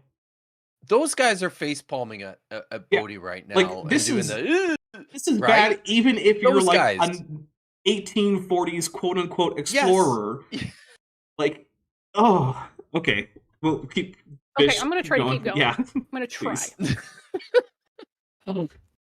The next general areas people spread to were Europe, Asia, and Africa. Spoiler alert. The Middle East is in Southwest Asia. Yeah, that's about what I was just supposed to say. Like, how would they Yeah. spread to Asia if they started in Asia? Yeah. Where do If you they think started in Asia is? Of Okay, course, here's the thing, there for- would be obstacles, From Bodhi, such Asia. as rivers and mountains. For Bodhi, Asia means East Asia. That's the thing. Yeah, I know. Yeah, okay.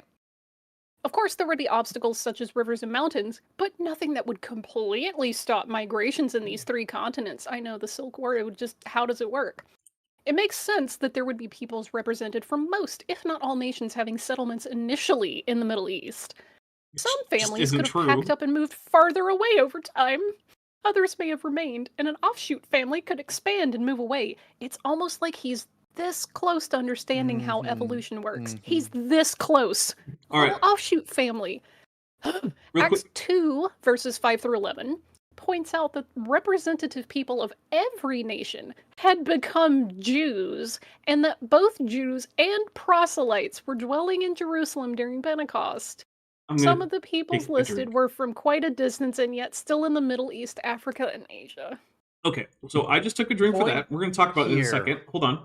Roshina Japonic means Germanic Keller for $1.99 says, but Africa's a big country. Yeah, Africa is a big country. Lord. Okay, so there's a few things. One is the idea that Judaism was apparently just spreading out and like creating converts all over the world is not an accurate thing. Now, that doesn't mean that no one Sure in not. other countries ever converted, right? Because conversions do happen a lot of times as a result of Proselytes have marriage, always been a thing. right? But there was never a big push to get people to become Jews.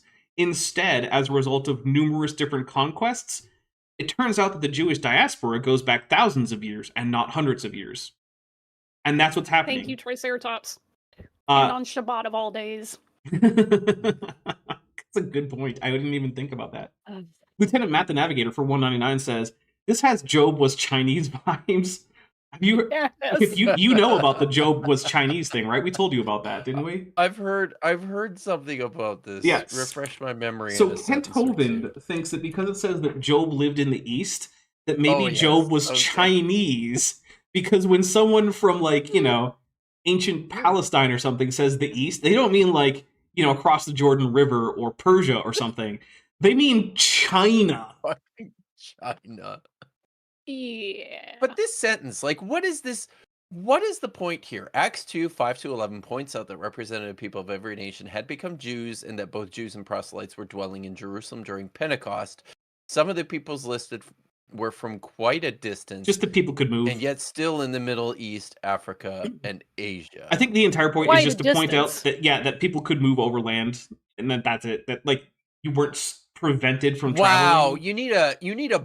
you need a biblical text to prove that? Yeah, Bodie, that's the only Like- source of truth that Bodie has. Like that's his thing. Wow. And So if not for Acts 2, 5-11, no, I who don't knows? think. I think it's closer to this. If there's something that's not in the Bible, we can look for evidence as to whether or not it's true, right? Okay. But if All it's in the Bible, we don't need any further evidence. We can just settle it with There you that. go. We can just walk away Yes. now. So the Bible says that people came to Jerusalem from far away. Therefore, Yeah. it's true. And now here's the thing, right? It is probably true. There probably were people from far away in Jerusalem because people make course there were. pilgrimages. Yes. That's one of the Shalosh Regalim, one of But- the 3 pilgrimage Yeah. feasts. Yeah, but one of the things is that the fact that the Bible says it is actually not particularly good evidence that it's true, even though it is true. Okay, look, Acts cites, like, well, it claims that people were there from the following locations. The Oh, you crowd looked is, it like, amazed that people are speaking in their own language because they're from, Mhm. all over the place. And they're like, oh my god, aren't these people from Galilee? How do they know my language? Which could be a lot of different things. And it says, how is it that we hear them in our own language to which we were born?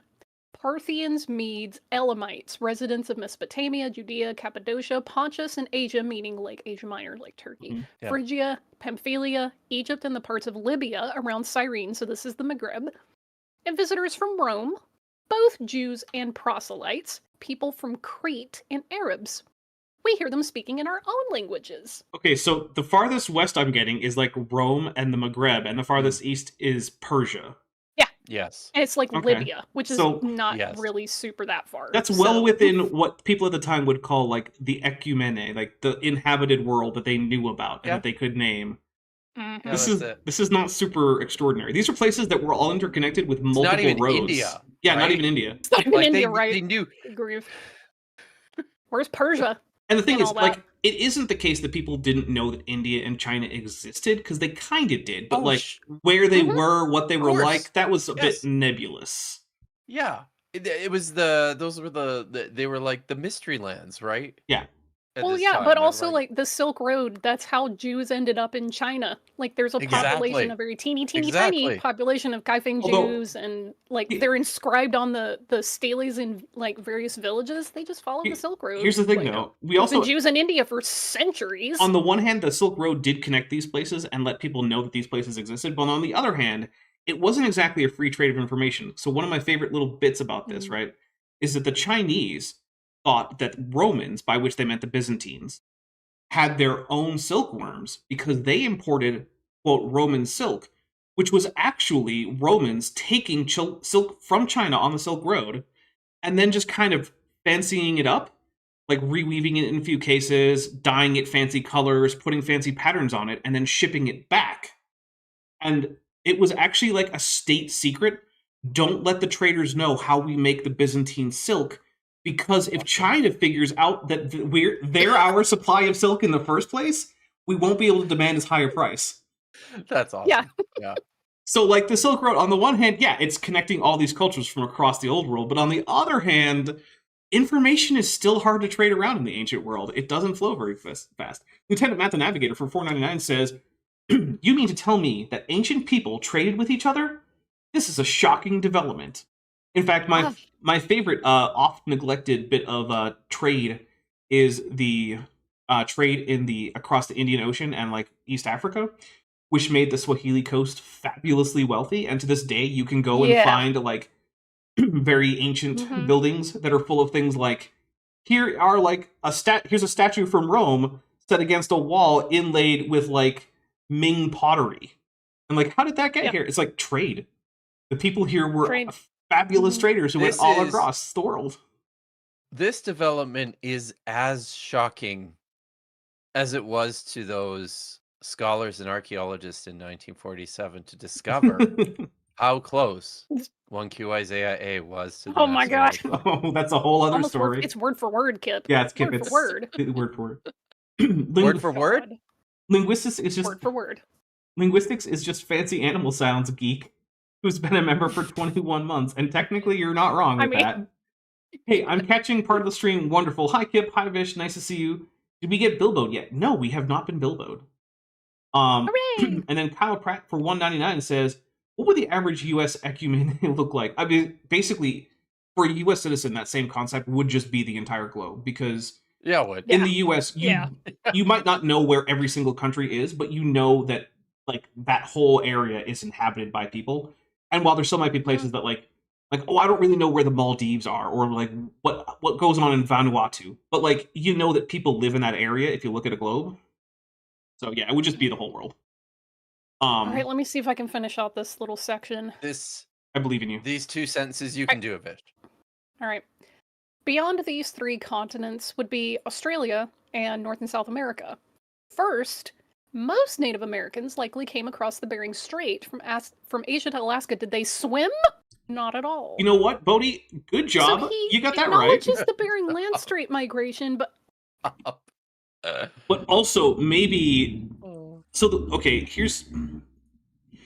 So he really is Ooh. going full in on the whole like Africans came from North and East Africa to North America for some reason. I need to know. And then did they go through the took Mediterranean over? first, or did they go all the way around South Africa first? I'm assuming through the Mediterranean. It's a much safer way to Did go. they cross over the entire continent Well, and okay. then sail from West Africa? Like, So- what's going on? So remember, like when the first Europeans, like say Columbus, right, launching from the Iberian Peninsula, he ends up in like the Caribbean because that's sort of the way that like the winds and the Mhm. currents take you, right? They don't take you from like Iberia right over to like I don't know, like Massachusetts or something, right? Mm-mm. So I think what they would say is, even if they went through the Straits of Magellan, that just like the earliest voyages that weren't by Vikings of Europeans into the Americas, they were swept sort of south by the prevailing winds and currents, and so they would have landed in places like the Caribbean, Central America, Guyana, stuff like that. That's my guess. Yeah, I was gonna say, if you sail from maybe like where the Ivory Coast is now, Mhm. it's gonna push you up into the Gulf of Mexico, and you're gonna scrape by like Guyana and Colombia. Yeah. You're not gonna hit the places that he thinks you hit. Lieutenant Matt the Navigator for So- $1.99 says they went through the Suez Canal. Bodie probably. Bodie, probably. That's- Yes. Jeez. I would not put it past Bodie to not know that the Suez Canal is a 20th century invention. Or There's project, also I a don't know. major invention. ocean current that I mean, basically takes you from like central West Africa and just knocks you into Brazil. So I don't know why they're saying like, oh, it's the Olmecs that were definitely influenced, but they don't talk anything about Brazil. It's because they had the noses. that's And it. it like That's it. we It's for literally a it. fact know that they are black Brazilians because of the transatlantic slave trade. And actually Brazil and Curacao and a couple other places have some of the oldest New World synagogues. So Oh, interesting. that's also a thing. Yeah. Neat. Wow, Yeah, there's a whole bunch of history. This is why I get really excited talking about like New World Jews because of this. Like that's Okay. cool. Yeah. Yeah. Joshua Geese for $2 says it was the OG Road 2 film. Hijinks ensued. ouch. My goodness. Hijinks. You know what? I gotta say, one of the things I appreciate about Star Trek: Strange New Worlds is that it has hijinks, because that has been absent from Star Trek, or had been absent for Star Trek for a very long time. I was like, every once in a while, I just want some hijinks. I just want something silly. Like, remember Same. Trelane? Yeah. Trelane? That was a Yeah. whole episode of hijinks. Yeah. So let's get a little bit more of that back. All right. That should be fun. Doesn't have to be super serial all the time. Yeah, it should be fun occasionally. All right. So land bridges, I think we're gonna probably wait until next time because It's probably a yeah. good idea. We're on the I topic though. have You can to- at least read a little bit of that. all right. Most creationists, or is it your turn? Or is No, it, it should be you, Kim. Go for it. I thought it was my turn. It is. Most creationists believe there was an ice age that followed the flood. Oh, Creationists And they're and wrong. evolutionists agree for once. Kind of. No. That is like That there was an ice age? Yes. Did it happen after the flood? No. that's agreement on the same level as if you said, okay, I think the Olmecs were actually Africans. And you said, see, you agree with me because you think all humans come from Africa, therefore everyone's an African. It's like, oh, but I can see how you think that might be us agreeing, but it's not. Not in any significant way. He actually says in the following sentence, I just looked at this. We agree that the ocean sea level would have dropped about 350 to 400 feet as a result of all of this frozen water now sitting aloft on top of the land. That is not the right use of aloft, buddy. Aloft. It sure isn't. Bodie, aloft would mean that it's suspended above the surface. Floating. It's like Pandora, guys. Yeah. The pre that's aloft. The pre-flood world. It was like Pandora.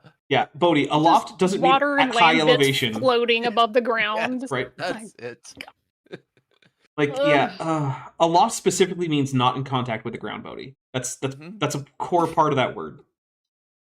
I want someone to draw me what an Ice Age glacier would look like in Bodie's mind if it were just aloft. So it's just floating above the air, floating above the ground in the air, lowering the sea levels. Someone please draw that for me and send that to me. That sounds amazing.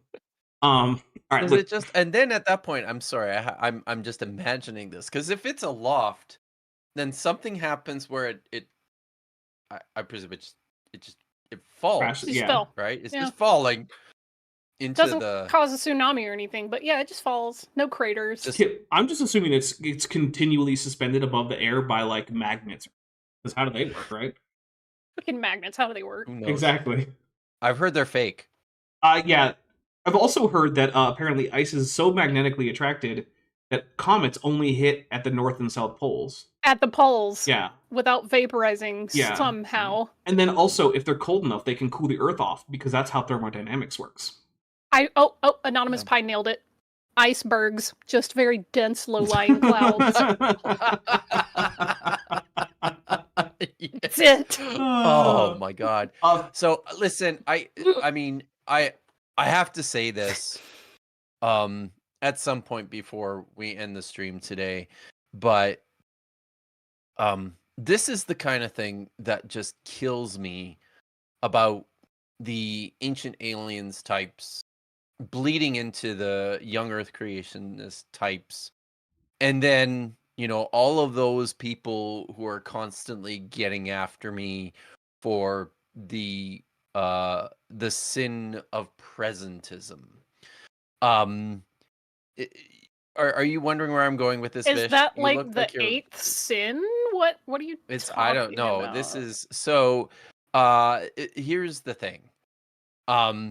All of this stuff stems from this conviction, this idea, this thought that people in antiquity were just, not sophisticated enough to figure out how to build monoliths or to figure out how to, travel the oceans or go over long distances or cross that mountain pass, because it seems incredible to us, right? It seems incredible to us with all of our technological valence, our ability to be able to do these things easily. It feels incredible. So therefore, must have been impossible for these people who didn't have the same kind of access. And here's the thing that just gulls me is that I believe that I have a correct, strong appreciation for just how ingenious, just how fucking incredible and smart and resourceful people in antiquity were, because people have always been everywhere. Mm-hmm. It doesn't matter where you go. Smart. We be smart. All of us. Forever. Humans be inventing things. Exactly.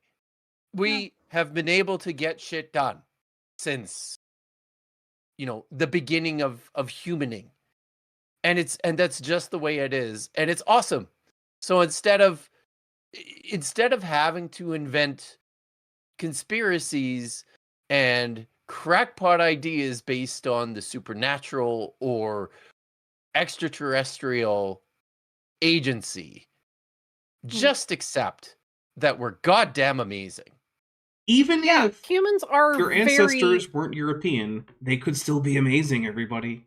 Yeah, it's so funny because they think they're being super imaginative and creative and like open-minded, and the only reason these conspiracies take off is because of a lack of imagination. Yes. You cannot fathom how Yes. cool, ingenious, curious, innovative, and just all around neat ancient people were, and people still are. Mhm. So it's insulting, frankly. It is. All right. Well, And it has to stop. we're gonna start wrapping up, guys. Okay. All right. Is there anything coming up on your channel, Kip, that you want people to know about? Oh wait. Well, Okay. After you do this, we have to read out some super chats. So go quick. Okay.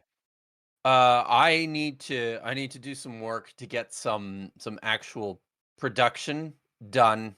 I am now 100% committed to getting the Amahai interview uploaded to my Patreon. So if you want to watch that, sign up to my Patreon to watch the interview that Dr. Josh and I had with the great Israeli archaeologist Amahai Mazar, all about Bronze Age and Iron Age, the Bronze Age and Iron Age Levant, and the Canaanites. Pretty great.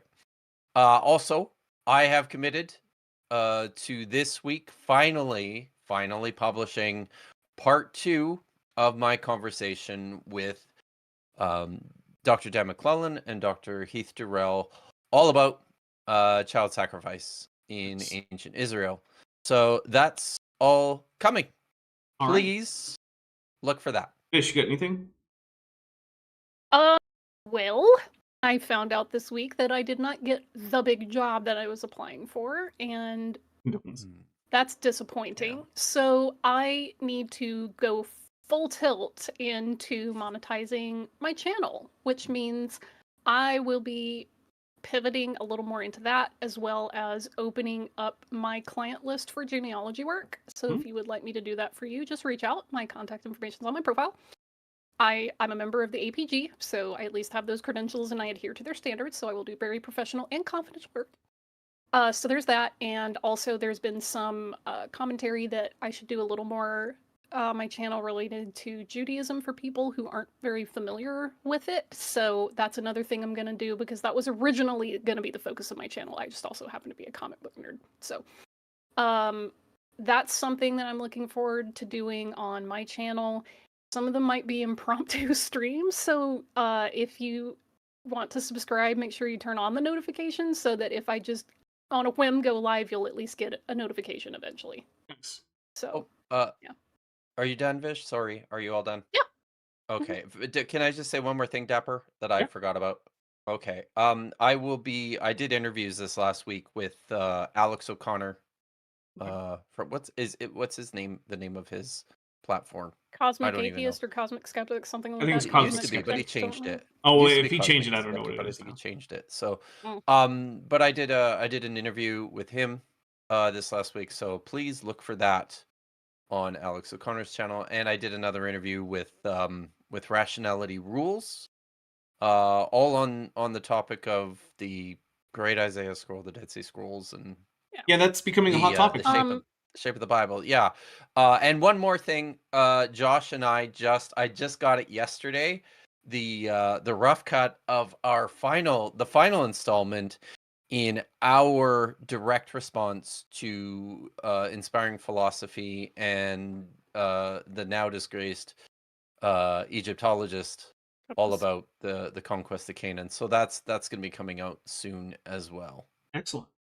Yeah, Alright. and I will say this as well. I have a couple things on my wish list that are obviously for hobbies like calligraphy, journaling, writing.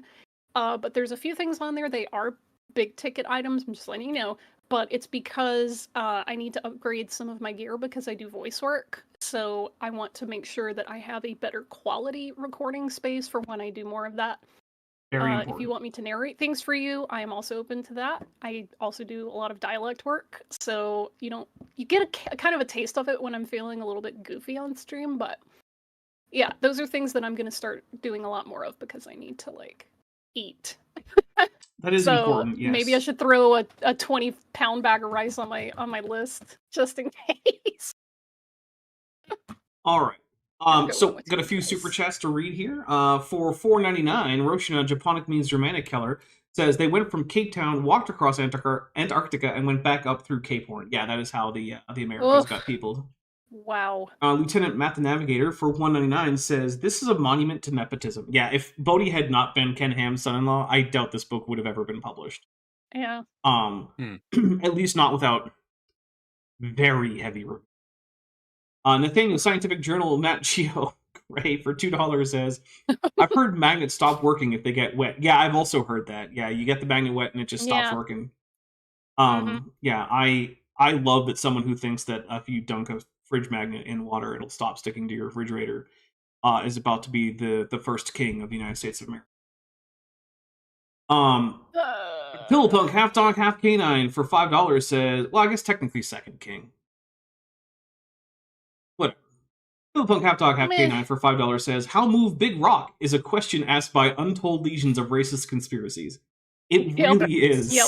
Yes. That's Big Rock, yeah. It is extremely The Onion put out a accurate. thing on that like 2 days ago, actually. Yeah. Did they How really? move Big Rock. Yeah, Oh, I'll link awesome. it to you.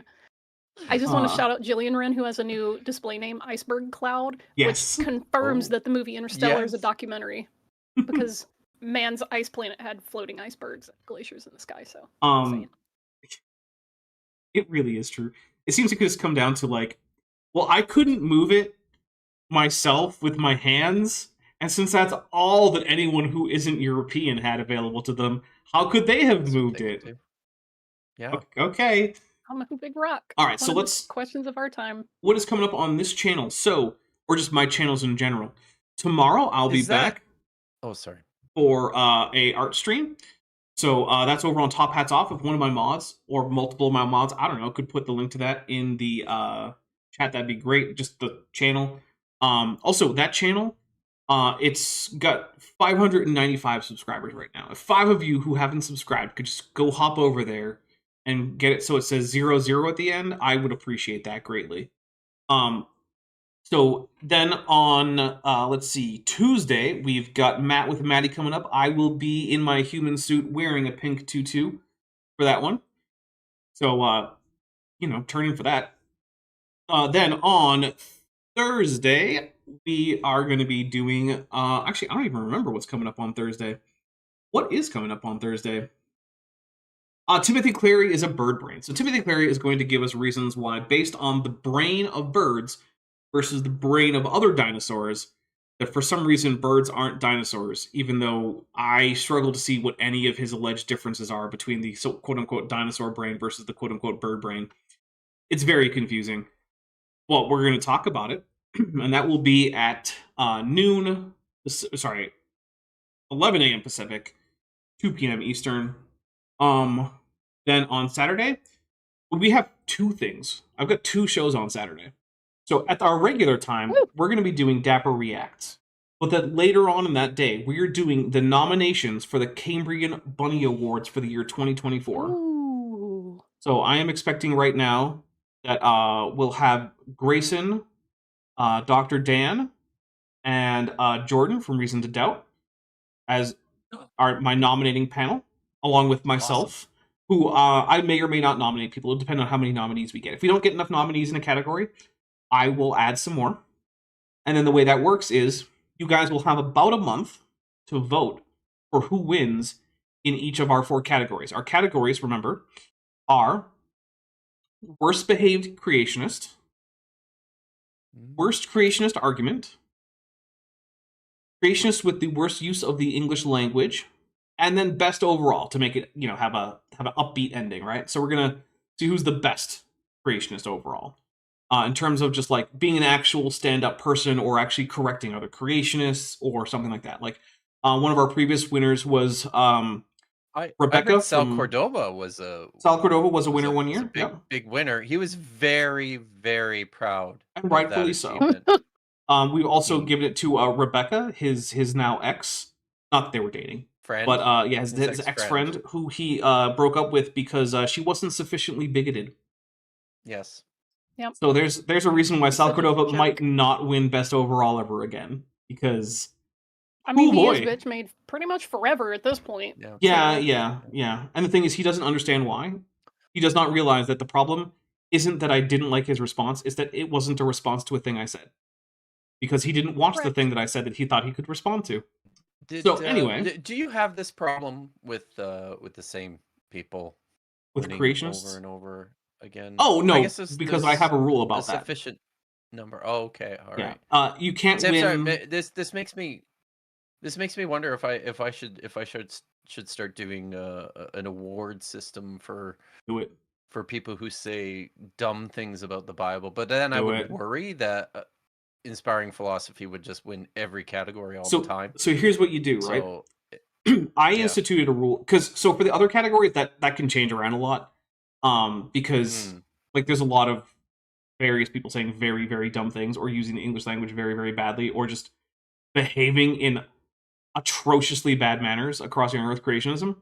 But the one that I find actually doesn't have a big field is the best overall, and so I have mandated that you can't win best overall in consecutive years. So if you won best overall last year, you were out of the running this year. You're out. But the next year, you could win again if you're an exemplary person for that whole time. And we do grade on a curve for best overall, right? Yeah. So it's best overall among the creationists. Best of the worst. Right? Yes. So yeah, that's on that Saturday. So that is a look ahead. Oh, I forgot also on Friday, we're going to be doing Emergency on Temujin 3 as our episode of Star Trek Adventures. That features myself. It features Craig from FTFE, although I hear he's changing his channel, apparently, and he might just have his channel just be Craig McNeil, which, hey, cool for me. It just means I actually think that's a good move. Yeah, I no longer have to say Craig from FTFE. I can just say, hey, it's Craig McNeil, and that's the channel. Mm-hmm. But we also have Chesh from Chesh, as well as from Debate Hub. Chesh. Yep. We have Jordan from Reason to Doubt. We also have Necro, Tiri, and Zerolon, who are all people who are often in chat. And also look forward because we're going to be taking a break from Star Trek Adventures between this campaign and the next one. And in the meantime, I've got Zerolon to run some Alien RPG cinematic play adventures. So we're going to do a few of those. And so what cinematic play basically means is that it's a pre-generated adventure, usually with some pre-made characters, and there is a single story. It's basically a one-shot, and it's supposed to mimic the feeling of being in one movie in the Alien franchise. Not necessarily a particular one of those movies, but just in that general universe. So I believe our first one is going to be Chariot of the Gods, where we are the crew of I think we're the crew of a cargo ship, just like in the first movie, and we get told by the company to go investigate some derelict spaceship that went off the grid 80 years ago, and turns out we probably should have ignored those orders. So look forward to that at some point. In the meantime, I'm going to be heading over to my Discord server. We're going to be watching some Power Rangers Megaforce on 1.25 speed so that we can get through Megaforce to eventually get to Dino Charge. A season I actually want to watch because it's actually pretty good. Mostly because Shelby is great. Code is cool too. All right. With that being said, everybody, I hope to see all of you tomorrow on Top Hats Off. Put links in the chat, everybody. And talk to y'all later. Stay safe out there. Bye.